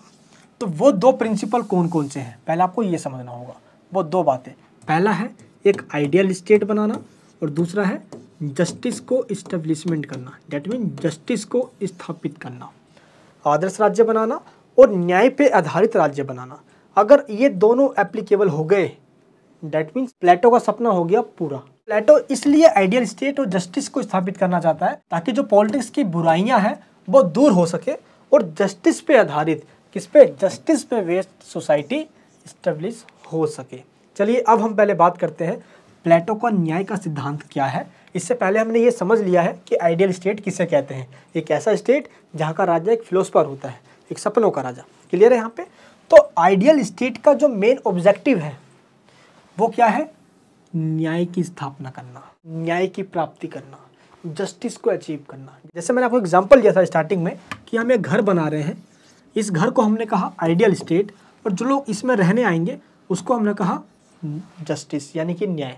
सेम इसी एग्जांपल को एक और तरीके से आप समझिए कि ये जो घर है जिसको हमने आइडियल स्टेट कहा है, ये जस्टिस को प्राप्त करना चाहता है। दैट मीन्स ये घर लोगों को बुलाना चाहता है अपने अंदर, यानी कि इस घर का मेन मकसद क्या है, लोगों को बुलाना। और हमने उन लोगों को क्या कहा है, हमने जस्टिस कहा है, इसलिए ये घर लोगों को बुलाना चाहता है। That means ideal state justice को प्राप्त करना चाहता है। अब इस जस्टिस का मतलब क्या है जो एक आइडियल स्टेट के अंदर होना ही चाहिए, प्लेटो चिल्ला चिल्ला कर ये बात कहता है। अब ये है क्या, चलिए इस टॉपिक को समझते हैं। देखिए सबसे पहले बता दूं, रिपब्लिक जो कि प्लेटो की बुक है, इसके अंदर प्लेटो ने अपने इस बुक के पेज की स्टार्टिंग न्याय वर्ड से करी है। दैट मीन्स जस्टिस को इतना ज़्यादा कंसिडर करता है ये प्लेटो कि इसकी स्टार्टिंग और एंड दोनों ही जस्टिस वर्ड के साथ होती है। और इस तरीके से आपको अब समझना है जस्टिस का प्रिंसिपल। देखिए यहाँ पे प्लेटो के अनुसार आपको ये पता होना चाहिए कि समाज में, सोसाइटी के अंदर अगर प्रत्येक व्यक्ति, सभी लोग वो काम करते हो जो आपका नेचर है और जिस काम का आपको अनुभव है। मान लो आपने कोई मूवी देखी और उस मूवी के अंदर आपने एक ऐसे हीरो को देखा जो कि एक पुलिस है और बहुत देखा आपने, चस्का चढ़ गया भाई अब तो पुलिस ही बनना है। आपने 2 दिन के बाद एक और मूवी देखी जिसके अंदर वो विलन है, आपका 2 दिन बाद मन चेंज हो गया, आप भाई विलन बनना है मुझे तो भाई। कुछ दिन बाद आपने एक और मूवी देखी जिसके अंदर जो हीरो है वो एक बिजनेसमैन है, अब बोलोगे यार बिजनेसमैन बनना है यार। अब आपने एक और मूवी देखी जिसके अंदर एक जो हीरो है वो चीफ मिनिस्टर है, अब बोलोगे भाई पॉलिटिक्स में जाना है, मुझे चीफ मिनिस्टर बनना है। अगर ऐसे ही करते रह जाओगे तो लाइफ के अंदर एक इंसान एक ही काम तो कर पाएगा ना, प्लेटो ये कह रहा है। तो प्लेटो क्या कहता है यहाँ पे कि एक इंसान का जो नेचर है, जो उसको प्रशिक्षण, जो ट्रेनिंग अब तक दी गई है, अब तक जो उसका अनुभव है, एक इंसान को उसके अकॉर्डिंग ही काम करना चाहिए और दूसरे के काम में कोई भी इंटरफेयर नहीं करना चाहिए। ये कौन कहता है, ये कहता है प्लेटो कि एक इंसान को अपने नेचर के अकॉर्डिंग काम करना चाहिए और दूसरे के काम में इंटरफेयर नहीं करना चाहिए। ऐसा इसलिए कह रहा है क्योंकि प्लेटो के टाइम का जो सोसाइटी था उस टाइम काफ़ी लोग स्वार्थी हुआ करते थे और इंडिविजुअलिस्ट, डेट मीन्स अपने ऊपर ही सब कुछ ध्यान देते थे। वो भाईचारा नाम की कोई चीज़ नहीं थी। सोफिस्टों का शासन के अंदर जो फिलोसफर काफ़ी भ्रष्ट थे, वहाँ का शासन तंत्र काफ़ी भ्रष्ट हो चुका था, काफ़ी करप्टेड लोग हो चुके थे। तो ऐसे लोगों से ही प्लेटो सभी लोगों को छुटकारा दिलाना चाहता था। और इसके लिए प्लेटो ने क्या कहा कि सभी लोगों में एकता, भाईचारा होना चाहिए, फ्रेटर्निटी का कंसेप्ट आना चाहिए। दूसरा, एजुकेशन सभी को देना होगा हमें, बेसिक नीड है वो। एजुकेशन नहीं रहा तो लोगों को ऐसे ही पागल बनाते रह जाएंगे और ये स्वार्थी लोग अपना ही जेब भरते रह जाएंगे। इसलिए अब यहाँ पे क्या कहता है प्लेटो, इसको सही से समझना, यही है कंसेप्ट ऑफ जस्टिस प्लेटो का। प्लेटो का न्याय संबंधी सिद्धांत इस धारणा पर आधारित है कि प्रत्येक मनुष्य का अपना अलग अलग स्वभाव होता है। अभी मैंने आपको बताया था ना, अगर हम 2-4 मूवी का देख लेते हैं हमारा स्वभाव बदल जाएगा। क्या आपको लगता है ऐसा हो सकता है? वो 2 दिन 4 दिन तक अपना असर हमारे ऊपर जरूर रखेगा, लेकिन ऐसा नहीं है कि 2 दिन 4 दिन में ही हम अपना पूरा नेचर ही चेंज कर देंगे। एक्चुअली में होता है क्या है कि स्टार्टिंग से ही हमें ये चीज़ पता चल जाता है कि हम जाने कहाँ वाले हैं। हमारा जो इंटरेस्ट है वो तो एक्चुअली हमें पता चल ही जाता है। यही सेम प्लेटो यहाँ पे बताने जा रहा है। प्लेटो ने क्या किया है, एक इंसान की आत्मा को 3 एलिमेंट्स में डिवाइड कर दिया है। पहला एलिमेंट्स उसको उसने कहा है रीजन। रीजन का मतलब क्या होता है? विवेक। विवेक मतलब बुद्धि। ये मैंने आपको अपने फर्स्ट क्वेश्चन में पढ़ाया था फिलोसफर किंग वाले कॉन्सेप्ट के अंदर, कि जिसके अंदर विवेक है, दैट मीन्स बुद्धि है, वो बनेगा एक किंग। क्या बनेगा? वो बनेगा राजा। दैट मीन्स वो है एक फिलोसफर, दार्शनिक बनेगा वो। दूसरा, सोल्जर के पास, जिसके पास ऑनर, ऑनर मतलब मान लो जिसके पास करेज है, करेज का मतलब बिल्कुल वीरता, शौर्य, साहस, दम, खम, जैसे एक आर्मी में होती है, फौजी में होता है, सीने चौड़ा करके कहीं भी चला जाता है। यानी कि जो लोगों को डिफेंस देगा, जो लोगों की सुरक्षा करेगा बाहरी आक्रमण से, इंटरनल सिक्योरिटी प्रोवाइड करेगा। प्लेटो के द्वारा एक इंसान की आत्मा में टोटल 3 एलिमेंट्स बताए गए हैं और सभी इंसान में ये 3 एलिमेंट्स होते ही हैं, लेकिन उन तीनों में से एक एलिमेंट्स ही ऐसा होता है जो उसमें सबसे ज़्यादा पाया जाता है और वही उसकी क्वालिटी बनती है और आगे चल के वो उसी सेक्टर में आगे निकल जाता है।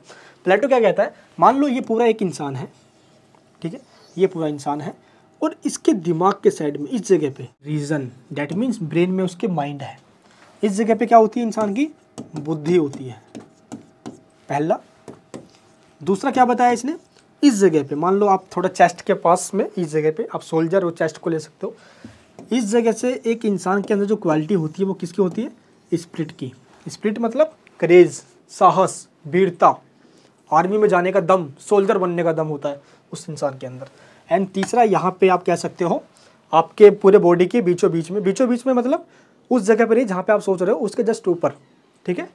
इस जगह पे क्या होता है, इंसान की एपिटाइट होती है। एपिटाइट मतलब डिज़ायर, इंसान के अंदर इच्छा होती है और उस इच्छा के वजह से इंसान के अंदर टेम्परेंस, पेशेंस होता है और वो एक वर्किंग क्लास में जाता है। एक इंसान की सोल में, आत्मा में 3 एलिमेंट्स होते हैं और ये चीज़ बताया है प्लेटो के द्वारा।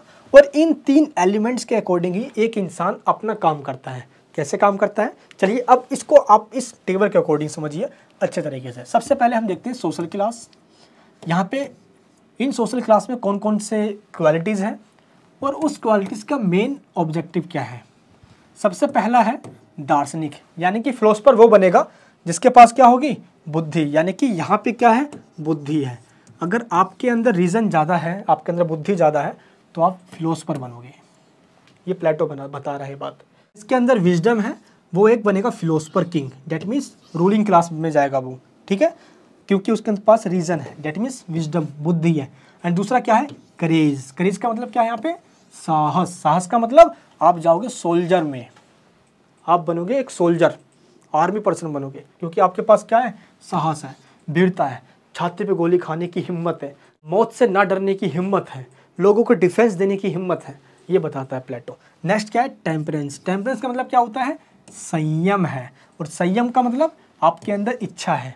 तीसरी कैटेगरी वाले लोग वो हैं जिसके अंदर इच्छा पाया जाता है। ऐसे लोग पीजेंट्स बनते हैं, फार्मर्स बनते हैं, जिसको हम एपिटाइट कहते हैं।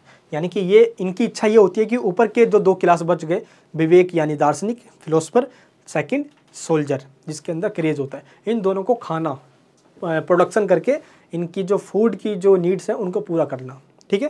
प्लेटो के द्वारा आपके सोल के 3 एलिमेंट्स बताए गए हैं, तो आपके आत्मा में वो तीनों तत्व कौन कौन से, ये आपको सही से समझना है। सबसे ऊपर इस वाले दिमाग वाले पार्ट में क्या है, विवेक, बुद्धि, जिसको रीजन कहा है इसने, विजडम कहा है। दूसरा ये सोल्जर, यहाँ पे क्या है आपके चेस्ट के पास बिल्कुल, यहाँ पे है आपकी साहस, क्रेज, तो जिसमें ये क्रेज होगा वो सोल्जर बनेगा, जिसमें बुद्धि होगी वो राजा बनेगा। एंड तीसरा यहाँ पे कमरे के पास में डिज़ायर है, इच्छा, वो क्या बनेगा, पीजेंट बनेगा, किसान, फार्मर बनेगा। उसके अंदर प्रोडक्शन करने की ताकत है, उसके अंदर क्रॉप्स वगैरह, या इसके अंदर कारीगर, वर्किंग क्लासेस, पीजेंट्स वगैरह, है ना, जो हाथों से काम करने वाले वर्कर क्लासेस वगैरह, वो सभी इस 3rd कैटेगरी में आ जाएंगे। तो इस तरीके से सोसाइटी के अंदर एक इंसान में ये तीनों ही एलिमेंट्स पाए जाते हैं। बट होता क्या है, इन तीनों में से कोई एक ही क्वालिटी आपके अंदर सबसे ज़्यादा होती है, जिसके वजह से आप वो बन जाते हो। तो प्लेटो अब ये कहता है यहाँ पे जस्टिस का मतलब क्या हुआ। अगर आपके पास विवेक ज़्यादा है और आप फिलोसफर बनते हो, राजा बनते हो, अगर आपके पास क्रेज है आप सोल्जर बनते हो, अगर आपके नीचे यहाँ पे डिज़ायर है और आप प्रोडक्शन क्लास में, आप वर्किंग क्लासेस के अंदर पीजेंट्स, लेबर या फार्मर्स बनते हो, तो अगर आप अपने क्वालिटी के अकॉर्डिंग वो काम कर रहे हो जो डिसाइड किया है प्लेटो ने, डैट मीन्स उस सोसाइटी के अंदर जस्टिस हो रहा है। तो ये चीज़ समझाया है प्लेटो ने। लेकिन ये चीज़ इंसान को पता कैसे चलेगा कि आपके अंदर कौन सा टैलेंट है, या विजडम यानी कि रीज़न है, या आपके अंदर क्रेजनेस है, सोल्जर बनने की ताकत है, या आपके अंदर पीजेंट, वर्किंग क्लास में जाने की ताकत है। तो ये चीज़ बताता है प्लेटो एजुकेशन के द्वारा। एक एजुकेशन की स्कीम निकालता है प्लेटो, और ये कहता है कि हम इस तरीके से आपको ट्रेनिंग देंगे देन आपका एग्जाम्स लेंगे, उसमें फेल हो जाने के बाद आपको वर्किंग क्लास में सेंड कर दिया जाता है। देन फिर से कुछ समय ट्रेनिंग चलेगी। देन अगर आप उसमें फेल हो गए तो आपको आर्मी में भेज दिया जाएगा। अब फिर से हम आपको ट्रेनिंग देंगे, देन उसमें पास हो गए आप तो आपको फिलोसोफर बना दिया जाएगा। तो इस तरीके से एजुकेशन स्कीम है प्लेटो का, जो कि हम आगे आने वाले क्वेश्चंस में देखने वाले हैं। आई होप आपको ये चीज़ समझ में आ गया होगा। अब देखो प्लेटो क्या कहता है। प्लेटो के अकॉर्डिंग यदि मानव आत्मा के तीनों गुणों के आधार पर अपने स्वभाव के अनुकूल कार्य करता है, यानी कि पहले वो ये समझता है कि उसके अंदर उन तीनों में से सबसे ज़्यादा कौन सी क्वालिटी है, बुद्धि की है यानी रीजन की है, या करेजनेस है सोल्जर बनने की है, या नीचे यहाँ पे डिज़ायर है वर्किंग क्लासेस में जाने की, पीजेंट बनने की। तो अगर वो ये चीज़ पहचानता है और अपने स्वभाव अपने नेचर के अकॉर्डिंग काम करता है, डेट इज़ कॉल्ड जस्टिस, न्याय। बस मुझे यही आपको समझाना था। न्याय का मतलब होता सिंपल ये है कि अगर आप अपने अकॉर्डिंग, अपनी क्वालिटी के अकॉर्डिंग, अपने उस आत्मा के उस एलिमेंट्स के अकॉर्डिंग काम कर रहे हो जो आपके अंदर है, डेट मीन्स जस्टिस, यानी कि इसका मतलब ये होता है न्याय। आई होप आपको ये चीज़ समझ में आया होगा। प्लेटो यहाँ पे कहता है कि एक इंसान को एक टाइम पे एक ही काम करना चाहिए। एक टाइम पे अगर आप 36 काम करते हो तो ऐसे में आप अपना ही नुकसान कर रहे होते हो, हम अपने आप को डेवलपमेंट नहीं कर पाएंगे। एक इंसान में सिर्फ एक ही क्वालिटी होती है, प्लेटो यहाँ पे ये कहता है। इसलिए न्याय कोई बाहरी तत्व नहीं है, एक इंसान के अंदर ही रहने वाला एक क्वालिटी है जो एक इंसान के हमेशा अंदर रहता है, जस्टिस। इस तरीके से बताता है प्लेटो कि न्याय के दो रूप हैं। पहला रूप क्या है, सोशल जस्टिस, और दूसरा क्या है, इंडिविजुअल जस्टिस। सोशल जस्टिस का मतलब क्या है, जब सोसाइटी के सभी लोग, जब हम दोनों आंखों से देखते हैं तो सोसाइटी के सभी लोग दिखते हैं। जब हम एक आंख बंद करके देखते हैं तो मान लो सोसाइटी का एक इंडिविजुअल पर्सन दिखता है हमें, ठीक है। अब टॉपिक आपको समझ में आने वाला है। देखिए, सोसाइटी के सभी लोगों को हम देख रहे हैं दोनों आंखों से, और सभी लोग मिलकर, जब ये मान लो इतने सारे लोग हैं और ये सभी लोग मिलकर अपने इन क्वालिटी के बेसिस पे काम कर रहे हैं, तो उसको कहा जाता है सामाजिक न्याय, सोशल जस्टिस। मान लो सभी लोगों में कुछ ऐसे लोग हैं जिनके अंदर डिज़ायर है, एपिटाइट है, तो वो पीजेंट्स बनेंगे, फार्मर्स बनेंगे, आर्टिसियंस बनेंगे, ठीक है। एंड अगर कुछ ऐसे लोग हैं पूरी कम्युनिटी के अंदर, यहाँ पे इंडिविजुअल की बात नहीं हो रही, यहाँ पे सभी लोगों की बात हो रही है, जो एक कैटेगरी में आएंगे। मान लो उनके अंदर स्पिरिट, डेट मीन्स क्रेज है, तो वो सोल्जर्स, वॉरियर्स बनेंगे जो लोगों को डिफेंस देंगे। एंड एपिटाइट है तो जो लोगों को फसल पैदा करके देंगे, उनका पेट भरेंगे।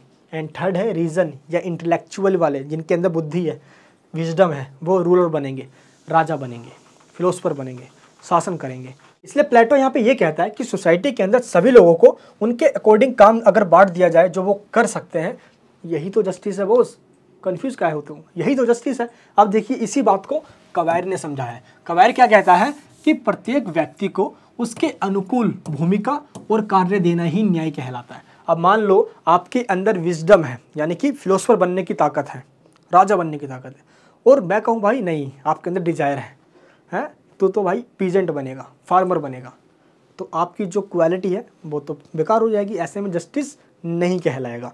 अगर आपके अंदर डिजायर है तो पीजेंट बनोगे, अगर करेजनेस है तो आर्मी बनोगे, विजडम है तो फिलोसफर बनोगे। तीनों को ही अलग अलग कैटेगरी में कैटेगराइज किया गया है और इसके अकॉर्डिंग लोग काम करेंगे, तभी जस्टिस कहलाएगा। एंड प्लेटो के अनुसार सच्चे न्याय के लिए समाज के सभी वर्गों में एकता और सामंजस्य बनाए रखना आवश्यक है। यानी कि अगर सोसाइटी में अगर बैलेंस मेंटेन है, सोसाइटी में सभी लोग अपने उस एबिलिटी के अकॉर्डिंग काम कर रहे हैं जो उनके अंदर है, दैट मीन्स जस्टिस है वहाँ। इसके बाद है व्यक्तिगत न्याय, इंडिविजुअल जस्टिस। सोशल जस्टिस का ही एक पार्ट है इंडिविजुअल जस्टिस। मैंने अभी आपको बताया था ना, दोनों आँख से देखेंगे सभी लोग दिखेंगे। अब जस्ट आपको एक आँख बंद कर लेनी है और अब आपको सिर्फ एक ही इंसान दिखने वाला है, और अब आपको बताना है उस एक इंसान को देखकर इंडिविजुअल जस्टिस। अगर मान लो आपके अंदर विजडम है तो आप राजा बन जाओगे, अगर आपके अंदर क्रेजनेस है, क्रेज है, तो आप बन जाओगे सोल्जर, जो आप सुरक्षा दोगे लोगों को। राजा लीडरशिप करेगा, शासन चलाएगा, ये सुरक्षा देगा, डिफेंस देगा। और ये लास्ट में बच गया डिजायर, यानी कि वर्किंग पीजेंट्स, फार्मर्स वगैरह, आर्टिसियंस वगैरह। तो अगर एक इंसान इंडिविजुअली तरीके से अपनी इन क्वालिटी के बेस पे काम कर रहा होता है, हम ये कहें कि एक इंसान अपनी आत्मा के उस गुण के अकॉर्डिंग काम कर रहा है, अपनी उस क्वालिटी के अकॉर्डिंग काम कर रहा है जो उसके सोल में प्रेजेंट है सबसे ज़्यादा, दैट मीन्स ये जस्टिस है। क्योंकि एक इंसान अगर अपने अकॉर्डिंग काम कर रहा है और एक एक करके अगर पूरे लोग मिलकर अपने उस नेचर या अपने उस क्वालिटी के अकॉर्डिंग काम कर रहे हैं तो वो सोशल जस्टिस कहलाएगा। एक इंसान कर रहा है तो वो इंडिविजुअल जस्टिस कहलाएगा। अपने सोल के उस क्वालिटी के अकॉर्डिंग काम कर रहा है, जो एलिमेंट्स उसमें सबसे ज़्यादा है, तो वो जस्टिस है। एंड अगर हम पूरी सोसाइटी को देखें तो पूरी सोसाइटी अगर अपने एबिलिटी के अकॉर्डिंग काम कर रही है जो उसके सोल में है, तो वो सोशल जस्टिस है। तो इंडिविजुअल जस्टिस और social justice both are same, but आप इनको एक आंख और दो आंख से अलग अलग तरीके से देख सकते हो। क्लियर है यहाँ पे? तो प्लेटो के अनुसार राज्य व्यक्ति का ही विराट रूप है, इसलिए एक व्यक्ति को देखोगे तो इंडिविजुअल जस्टिस, पूरी कम्युनिटी को देखोगे तो सोशल जस्टिस, क्योंकि एक इंसान की आत्मा में वो तीनों एलिमेंट्स हैं, लेकिन उन तीनों में से कोई एक ही ऐसा एलिमेंट है जो आप पे सबसे ज़्यादा है, जिसके वजह से आप सोल्जर बनते हो या पीजेट बनते हो या फिलोसफर बनते हो। ये प्लेटो यहाँ पे कहता है। आई होप आपको ही समझ में आ गया होगा। इसके बाद प्लेटो कहता है कि इंडिविजुअल जस्टिस के बिना हम सोशल जस्टिस की कल्पना भी नहीं कर सकते। अगर एक इंसान के साथ जस्टिस नहीं हो रहा, यानी कि वो अपनी एबिलिटी के अकॉर्डिंग काम नहीं कर रहा है, जिसका मतलब ये है कि उसको सही से एजुकेशन नहीं मिला है, वो अपने हिडन टैलेंट को या अपने अंदर के सोल के उस एलिमेंट को नहीं समझ पाया है जो उसके अंदर सबसे ज़्यादा है। तो एक ही इंसान के साथ जस्टिस नहीं हो पाया तो पूरी सोसाइटी के साथ कैसे हो पाएगा? क्योंकि पूरी सोसाइटी का भी तो एक इंसान ये हिस्सा है। इसलिए एक इंडिविजुअल इंसान अगर अपने उस एबिलिटी के अकॉर्डिंग, अपनी उस क्वालिटी के अकॉर्डिंग काम कर पा रहा है जो उसके अंदर है, दैट मीन्स ये इंडिविजुअल जस्टिस हो गया। और इंडिविजुअल जस्टिस हो रहा है सभी के साथ, इसका मतलब है सोशल जस्टिस भी हो ही रहा है। एक स्टेट चट्टानों से और पेड़ पौधों से नहीं, इन लोगों के मिलाकर बना है। इन लोगों की चरित्र, इन लोगों की कैरेक्टर, इन लोगों इंडिविजुअल लोगों को मिलाकर ही पूरा एक स्टेट बना हुआ है। इसलिए इंडिविजुअल जस्टिस और सोशल जस्टिस को जब हम मिला देते हैं तो पूरा एक स्टेट बनता है, क्योंकि एक इंसान और पूरी कम्युनिटी मिल जाती है। अब हम बात करते हैं प्लेटो के न्याय सिद्धांत की विशेषताएं, यानी characteristics of Plato's theory of justice. Plato की जो जस्टिस की थ्योरी है उसके मेन प्रिंसिपल क्या है, यानी कि उसकी मेन बात क्या है। अभी तक हमने कॉन्सेप्ट को समझा है और अब जो हम समझने जा रहे हैं ये आपको इसकी मेन प्रिंसिपल को समझा देगा। तो प्लीज ओपन माइंड करके खुले दिमाग से अब इन टॉपिक को समझना है। पहला पॉइंट क्या है? विशिष्टीकरण का सिद्धांत, that means principle of specialisation, यानी कि एक बंदे में एक स्पेशल पावर दी गई है। चलिए इसको हम समझते हैं पहले एग्जाम्पल के साथ। एक इंसान के अंदर प्लेटो के द्वारा 3 आत्मा के गुण बताए गए हैं। पहला, उसके अंदर रीजन होता है जिसकी वजह से उसके अंदर विवेक, दैट मीन्स बुद्धि मिलती है उसको। फिर वो क्या बनता है? उसका काम होता है राजा बनने का, वो एक फिलोसफर बनता है, हमने ये देखा। दूसरा क्या है? सोल्जर बनता है, क्योंकि उसके अंदर क्रेजनेस यानी कि साहस पाई जाती है, जो डिफेंस देता है, लोगों को सुरक्षा देता है। राजा लोगों पे लीडरशिप यानी कि शासन करता है।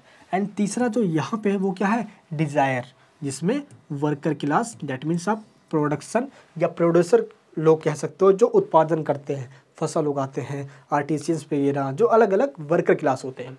तो इन तीनों का अपने ही क्षेत्र में अलग अलग काम दिया गया है, विशिष्ट कार्य दिया गया है। अब सोल्जर का काम दार्शनिक तो कर नहीं सकता, अब दार्शनिक का काम ये वर्कर क्लास नहीं कर सकते, तो तीनों को अपने अलग अलग सेक्टर में अलग अलग स्पेशलाइजेशन काम मिला हुआ है। तो प्लेटो यहाँ पे ये कहता है कि यही स्पेशलाइजेशन है मेन जस्टिस ऑफ प्रिंसिपल। अगर ये तीनों अपने इनइक्वालिटी के अकॉर्डिंग काम करते हैं तो सोसाइटी में क्या है?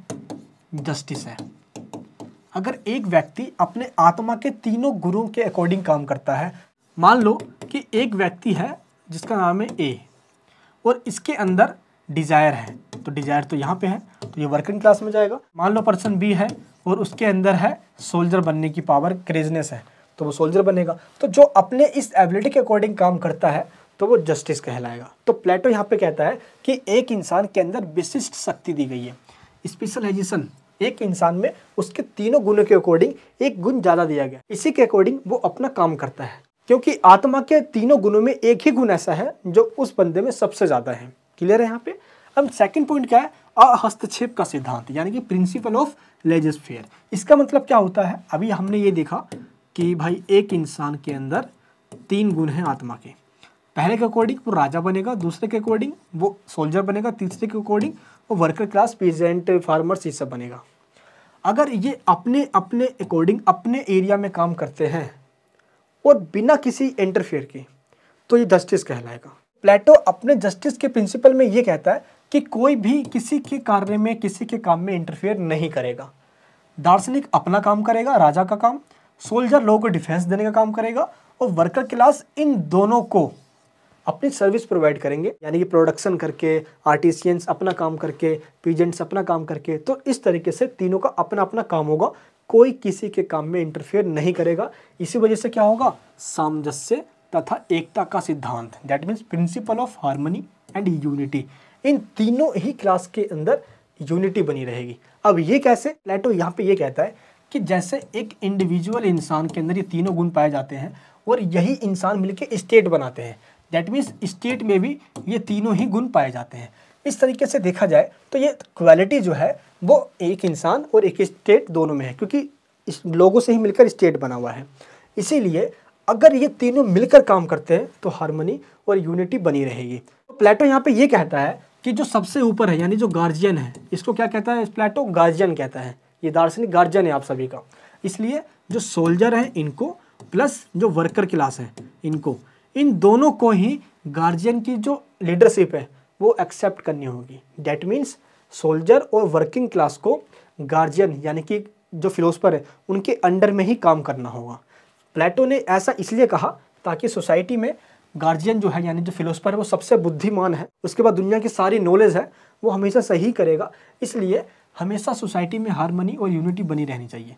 इसलिए प्लेटो ने कहा कि इन दोनों को गार्जियन यानी कि फिलोसफर की जो लीडरशिप है या अंडरशिप में काम करना चाहिए ताकि यूनिटी बनी रहे। क्लियर ये पॉइंट है। अब आते हैं अपने हम फोर्थ पॉइंट पे। फोर्थ पॉइंट क्या है, न्याय सिद्धांत रचनात्मक सिद्धांत है, यानी कि जस्टिस जो प्रिंसिपल है वो कंस्ट्रक्टिव प्रिंसिपल है। कंस्ट्रक्टिव प्रिंसिपल क्यों है, आपको मैं एग्जांपल देता हूँ। मान लो आपको एक घर बनाना है और इस घर बनाने के लिए आपको कुछ कारीगर चाहिए होंगे। आप उन कारीगर को घर बनाने के बदले में पैसे दोगे, वो आपका काम करेंगे। वो कारीगर आपसे इसलिए जुड़े हैं क्योंकि उनको आपसे कुछ ना कुछ मिलने वाला है आपको समझ में, यानी कि इसके वजह से वो उससे जुड़े हुए हैं, सिर्फ पैसे की वजह से। भाई छोड़ चले जाएंगे, पैसे मिलेगा नहीं। सेम अब इस कंडीशन में आ जाते हैं हम प्लेटो पे। क्यों कहा है प्लेटो ने इसको कंस्ट्रक्टिव प्रिंसिपल? ऐसा प्लेटो ने इसलिए कहा क्योंकि कारीगर को उस कंडीशन में पैसे दिख रहे हैं, छोड़ के चले जाएंगे पैसे नहीं मिलेगा। सेम यही कंडीशन जस्टिस के प्रिंसिपल में भी एप्लीकेबल होती है।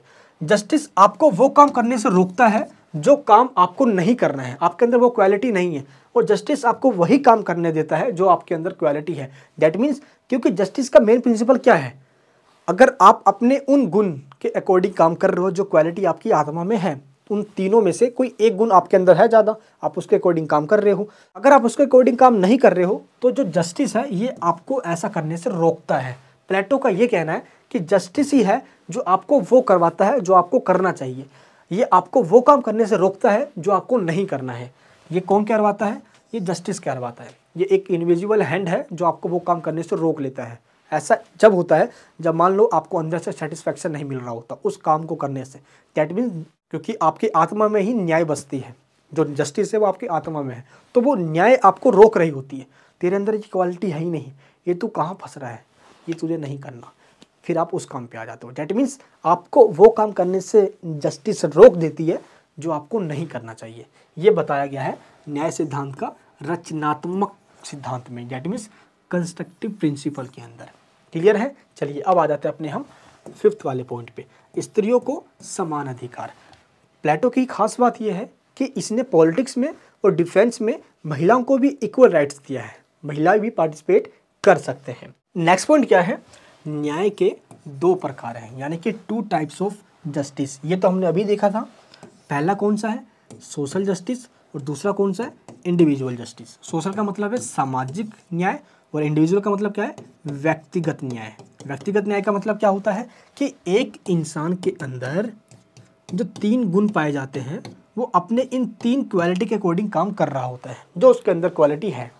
पहली चीज़, क्योंकि जो जस्टिस है वो एक इंसान के आत्मा में होती है और यही आत्मा उससे वो काम करवाती है।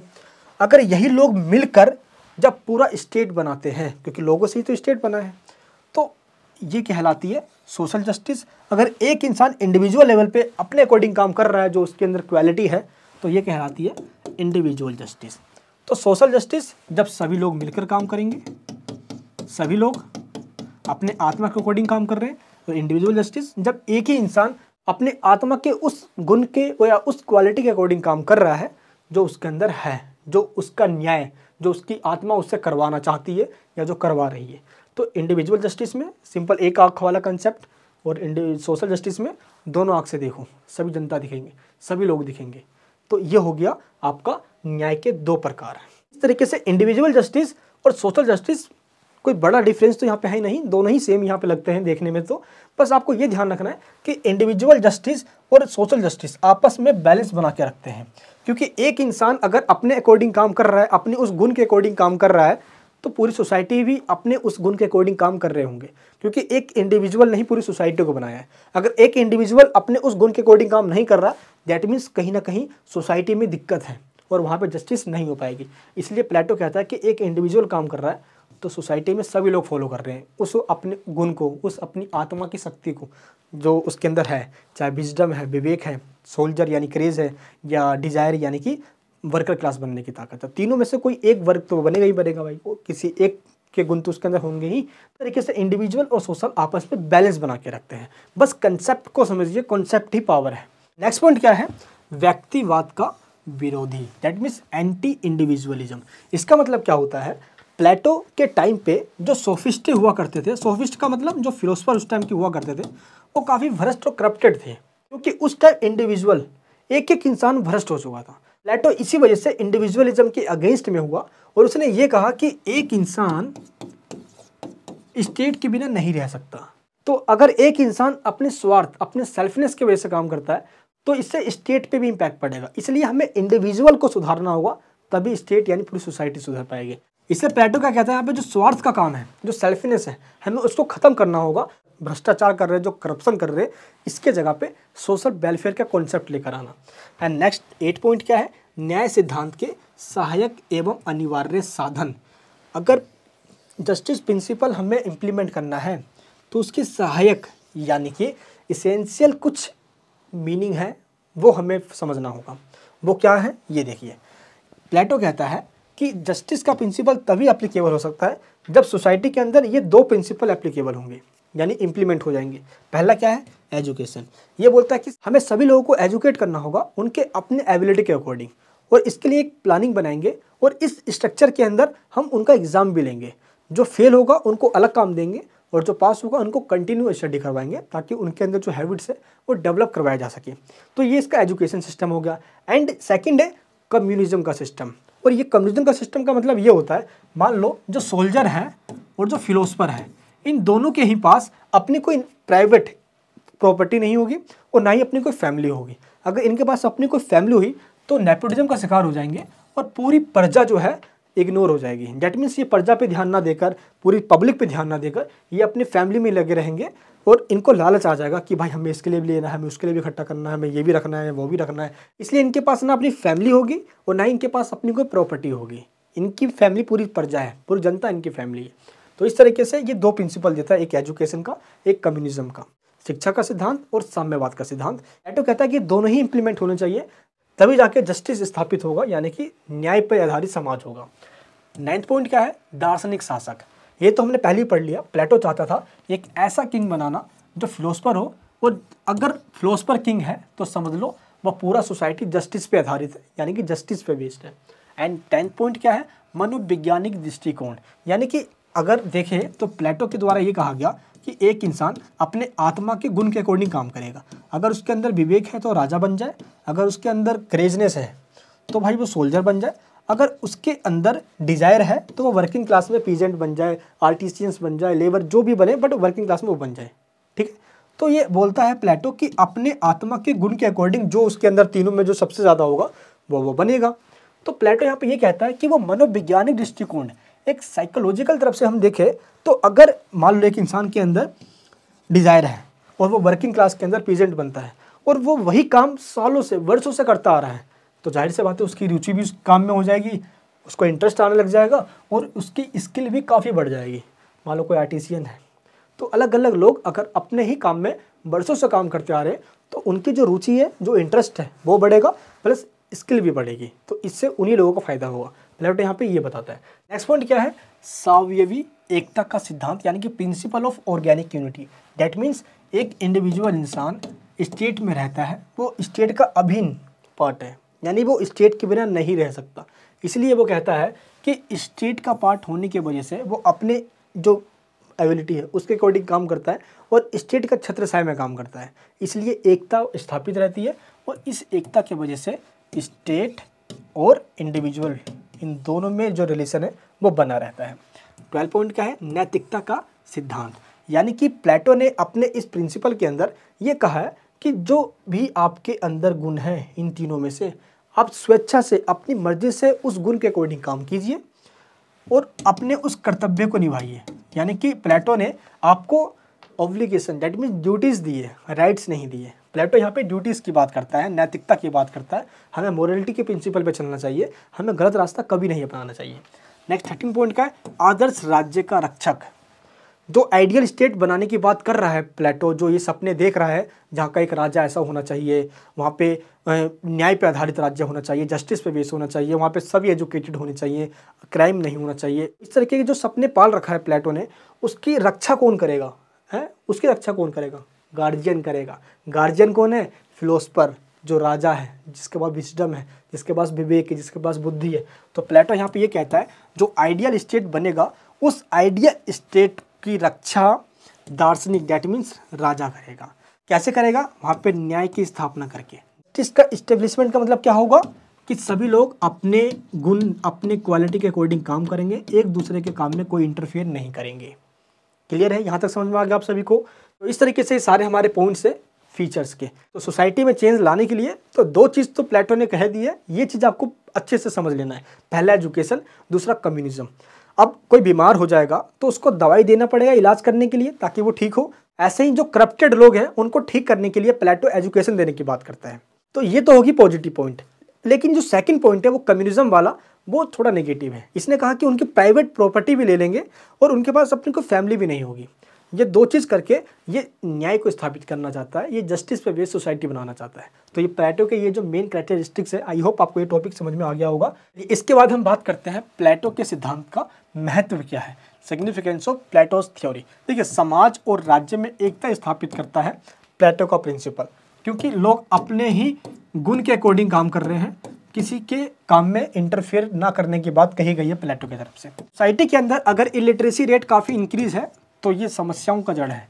अब इसको ख़त्म करने के लिए हमें एजुकेशन स्प्रेड करना होगा, सभी को एजुकेटेड करना होगा सोसाइटी के अंदर। प्लेटो के द्वारा ये कहा गया, तो काफ़ी इंपॉर्टेंस है, इसने एजुकेशन पे फोर्स किया है। एंड थर्ड पॉइंट है राजनीतिक और आर्थिक जो पावर है, पॉलिटिकल और जो इकोनॉमिक पावर है, इन दोनों के बीच में सेपरेशन होना चाहिए। पॉलिटिक्स में राजा अपना काम करेगा कानून बनाने का, और इकोनॉमिक पावर अपना काम करेगी मार्केट के अंदर गुड्स एंड सर्विसेज का प्राइस डिसाइड करने का।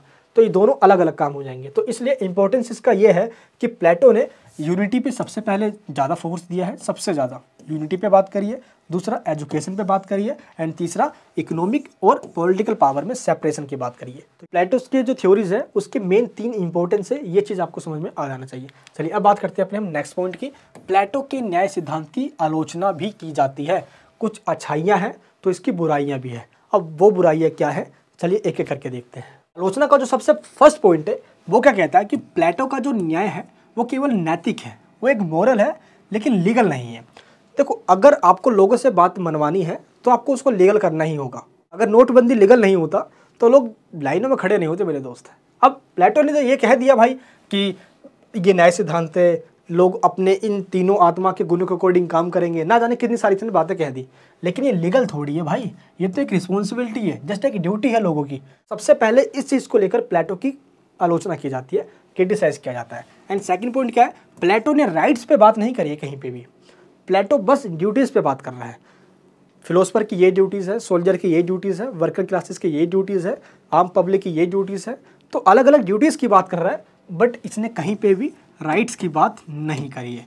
लेकिन अगर लोग अधिकारियों के लिए संघर्ष करते हैं, स्ट्रगल करते हैं भाई लिबर्टी के लिए, इक्वालिटी के लिए, तो उस कंडीशन में क्या प्रोविज़न है भाई, प्लेटो ने ये भी नहीं बताया, इसलिए भी इसको क्रिटिसाइज किया जाता है। अब थर्ड पॉइंट क्या है, व्यक्तित्व के पूर्ण विकास के लिए अवसर का अभाव है।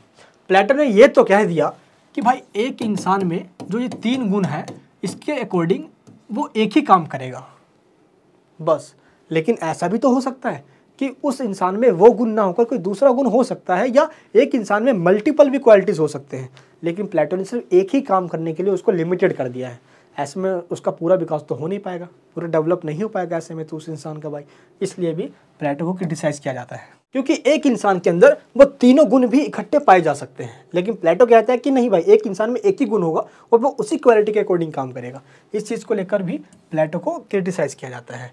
इस पॉइंट का मतलब क्या हुआ? इस पॉइंट का मतलब ये हुआ कि प्लेटो के द्वारा स्टेट के अंडर में एक इंडिविजुअल पर्सन को रख दिया गया, और दूसरी तरफ देखा जाए तो जो फिलोसफर है इसके अंडर में सोल्जर्स एंड वर्कर क्लास, इन दोनों जो नीचे की कैटेगरीज है इनको रख दिया गया फिलोसफर के अंडर में। क्योंकि आप देखो जो तीनों आत्मा के गुण हैं उसमें सबसे ऊपर फिलोसफर है, बीच में सोल्जर है, और थर्ड इस जगह पे है वर्कर क्लास, है ना, जो मेन हमारे वर्किंग क्लास के लोग हैं वो हैं।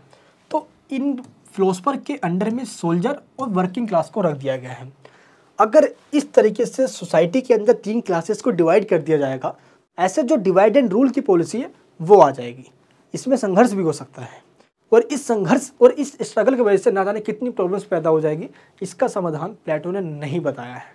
तो इस वजह से भी प्लेटो को क्रिटिसाइज किया जाता है। नेक्स्ट पॉइंट क्या है? आधुनिक राज्यों में लागू नहीं। जो भी प्लेटो अपने प्रिंसिपल बता रहा है ये आज के इस टाइम के स्टेट के अकॉर्डिंग बिल्कुल भी नहीं है। उस टाइम की पॉपुलेशन 500-600 हुआ करती थी, लेकिन आज सिर्फ एक गांव की पॉपुलेशन लाखों में होती है। तो ये छोटे छोटे राज्यों पे हो सकता है एप्लीकेबल, बट आज के इतने बड़े स्टेट और इतनी बड़ी पॉपुलेशन पे बिल्कुल भी एप्लीकेबल नहीं है। इसलिए आज के अकॉर्डिंग प्लेटो को क्रिटिसाइज किया जाता है। नेक्स्ट, निरंकुशवाद का प्रतीक। प्लेटो ने अपने राजा फिलोसफर किंग को कानून से भी ऊपर रखा है, उसकी बात सबको मानना है, प्लस फिलोसफर के अंडर में रख दिया है सोल्जर्स और वर्किंग क्लासेस को। ऐसे में तो भाई ये बिल्कुल सुप्रीम हो गया, सारी सोवरेन पावर उसके पास है, अब उसकी बात ही कानून है। इसलिए प्लेटो को क्रिटिसाइज किया जाता है कि एक इंसान के पास अगर कानून आ जाए और कानून से भी ऊपर वो हो जाए तो जाहिर से बात है भाई कि वो कभी भी उसके तेवर बदल सकते हैं, और क्रिटिसाइज करने की जगह वो लोगों पे हावी हो सकता है। और यही मेन दिक्कत है प्लेटो की। प्लेटो ने अपने इस राजा को निरंकुश बना दिया है, एथोटेरियन या डिक्टेटर बना दिया है, कानून से भी ऊपर रख के, क्योंकि उसको लगता है कि लोकतंत्र तो खराब है, या कानून के बंधन में रख देंगे तो सुकरात वाला हाल राजा का हो जाएगा, जैसे सुकरात को पकड़ कर जहर पिला दिया गया वैसे ही ऐसा ना हो जाए। इसलिए कानून से ऊपर रख दिया प्लेटो ने, इसके वजह से इसको क्रिटिसाइज किया जाता है। क्योंकि प्लेटो को तो ये लगता है भाई कि उसका राजा तो पूरा बुद्धिमान है, दुनिया की सारी नॉलेज उसके पास है, वो कभी गलत कर ही नहीं सकता। इसीलिए फिलोसफर यानी जो राजा है उसको कानून के अंडर में ना रखकर वो उसको पूरा मुक्त रखता है, पूरा फ्री रखता है, जो मना है वो करे, क्योंकि वो जो कर रहा है वो सही कर रहा है, क्योंकि उसके बाद बुद्धि है, विवेक है, और इसके वजह से प्लेटो को क्रिटिसाइज किया जाता है। नेक्स्ट पॉइंट क्या है? अप्रजातांत्रिक यानी कि एंटी डेमोक्रेटिक। ऐसा इसलिए, सबसे पहले तो इसने डेमोक्रेसी का अपोज किया, जो कि आज सभी लोग इसको सही मानते हैं। दूसरा पॉइंट इसलिए है, इसने ये कहा कि जो राजा है, जो फिलोसफर है, उसके अंदर जो क्वालिटीज़ हैं, जो गुण हैं, सभी लोगों में नहीं होती। तो प्लेटो के द्वारा ये कहना कि कुछ ही लोगों में ये क्वालिटीज़ पाई जाती है, ये प्रजातांत्रिक नहीं है, क्योंकि आज जनता डिसाइड करती है डेमोक्रेसी में कि आपके अंदर कौन सी क्वालिटीज़ है, जनता के काम आएगी या अभी नहीं आएगी। बट प्लेटो ने ऐसा नहीं किया, और ना ही प्लेटो ने राइट्स पे बात करी है, जनता को राइट्स तो था ही नहीं वही कुछ, इसलिए प्लेटो को क्रिटिसाइज किया जाता है। प्लेटो एंटी डेमोक्रेटिक इसलिए भी है क्योंकि यहाँ पे कुछ ही लोग मिलकर सभी लोगों पे शासन करते हैं, यानी कुछ ही लोग जिनको ये पढ़ा लिखा, बहुत इंटेलिजेंट या बुद्धिमान लोग कहता है, जिसको फिलोसफर कहा जाता है प्लेटो के द्वारा। और अगर कुछ लोग मिलकर सभी लोगों पे शासन कर रहे हैं, डैट मीन्स अल्पसंख्यक बहुसंख्यक पे शासन कर रहे हैं, कि माइनॉरिटीज मेजोरिटी पे रूल कर रहे हैं। इसी वजह से तो प्लेटो को क्रिटिसाइज किया जाता है। डेमोक्रेसी में क्या है, माइनॉरिटी हो मेजोरिटी हो सभी को इक्वल राइट्स मिलते हैं, लेकिन इसने इक्वालिटी और लिबर्टी के तो धज्जियां उड़ा दी भाई प्लेटो ने। नेक्स्ट पॉइंट है क्लास स्ट्रगल, दैट मीन्स वर्ग संघर्ष। देखो प्लेटो के द्वारा लोगों को 3 कैटेगरीज में डिवाइड किया गया है, वो अपने इन 3 कैटेगरी के अकॉर्डिंग काम करेंगे, और ये बंधन बांध दिया है, बाउंडेशन दे दिया है कि भाई तू इस बाउंडेशन के बाहर नहीं जा सकता। अगर तू वर्किंग क्लास के अंदर है तो तू वर्किंग क्लास में रहेगा, तो सोल्जर नहीं बन पाएगा। अगर फिलोसफर है तो तू सोल्जर नहीं बनेगा, और कोई सोल्जर है तो वो फिलोसफर नहीं बन सकता। तो इसने जो बाउंडेशन डाली है बीच में, इसके बाहर को जा नहीं सकता। ऐसे में अगर संघर्ष हो गया तो उस संघर्ष को कौन संभालेगा मेरे भाई? इसके लिए कोई समाधान बताया ही नहीं है प्लेटो ने। इसलिए क्लास स्ट्रगल को कैसे संभाले, इसके लिए कोई प्रोविजन नहीं बताया प्लेटो ने। इसी वजह से इसको क्रिटिसाइज किया जाता है। नेक्स्ट पॉइंट क्या है?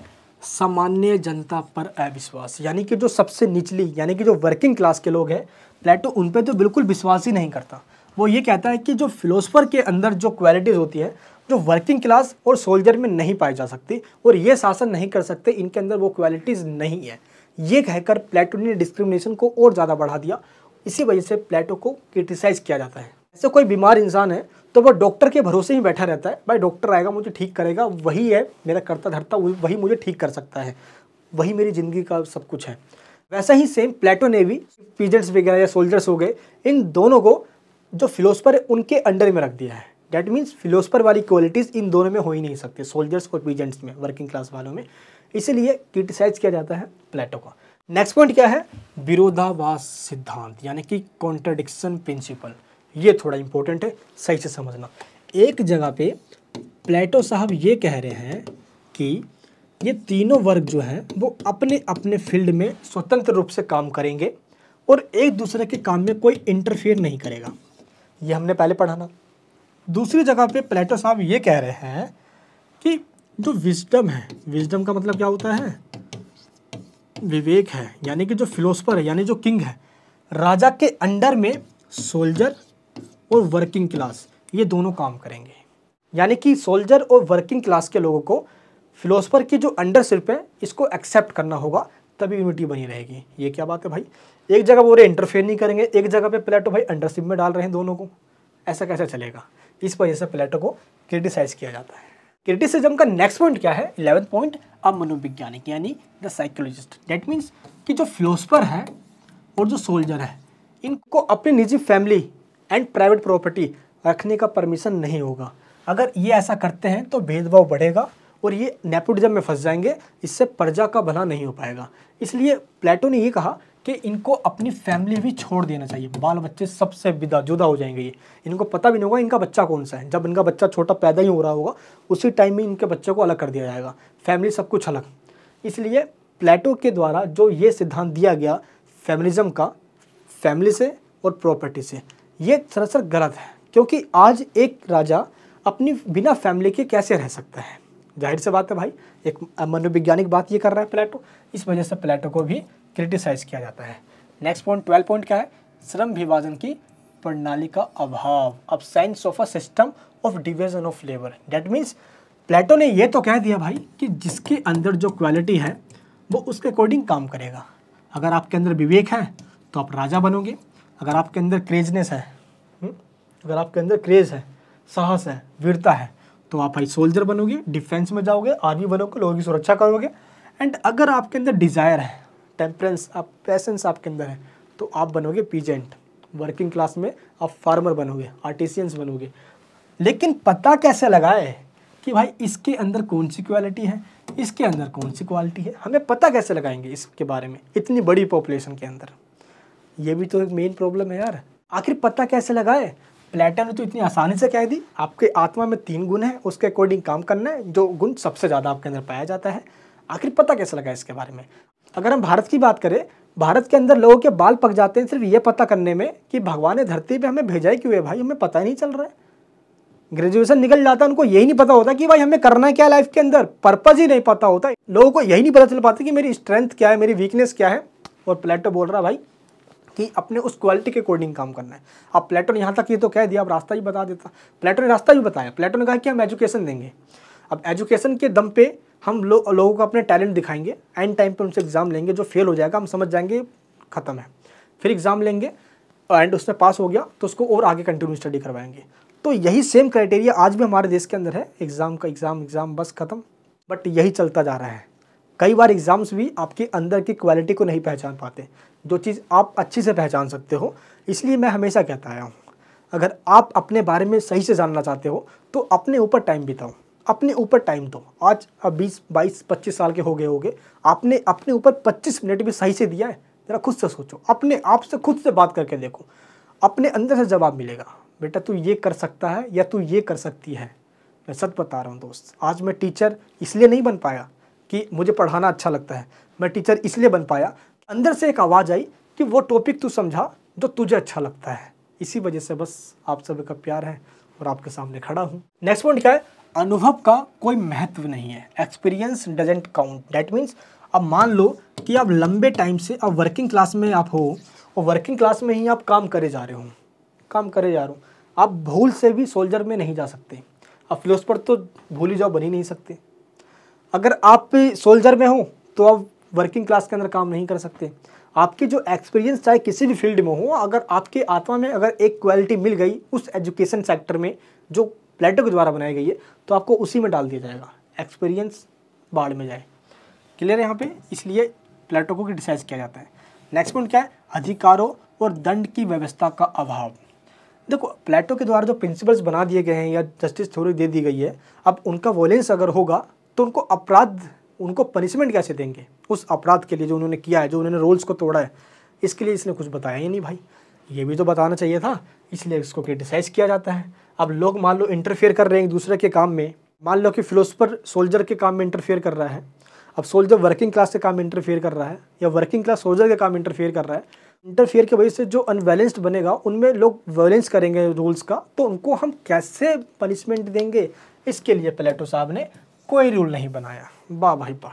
एंड इसके बाद अब हम बात करते हैं प्लेटो का न्याय सिद्धांत सर्वसत्तावादी तथा फांसीवाद है। जिस तरीके से इसने एक राजा को पहाड़ पर चढ़ा दिया, वही सब कुछ है, दुनिया का ज्ञानी है भाई। एक इंसान परफेक्ट कैसे हो सकता है? दुनिया में आइंस्टाइन से लेकर चाहे जितना भी ज्ञानी इंसान हो, वो बिल्कुल भी ये नहीं कहेगा कि मैं परफेक्ट हूँ।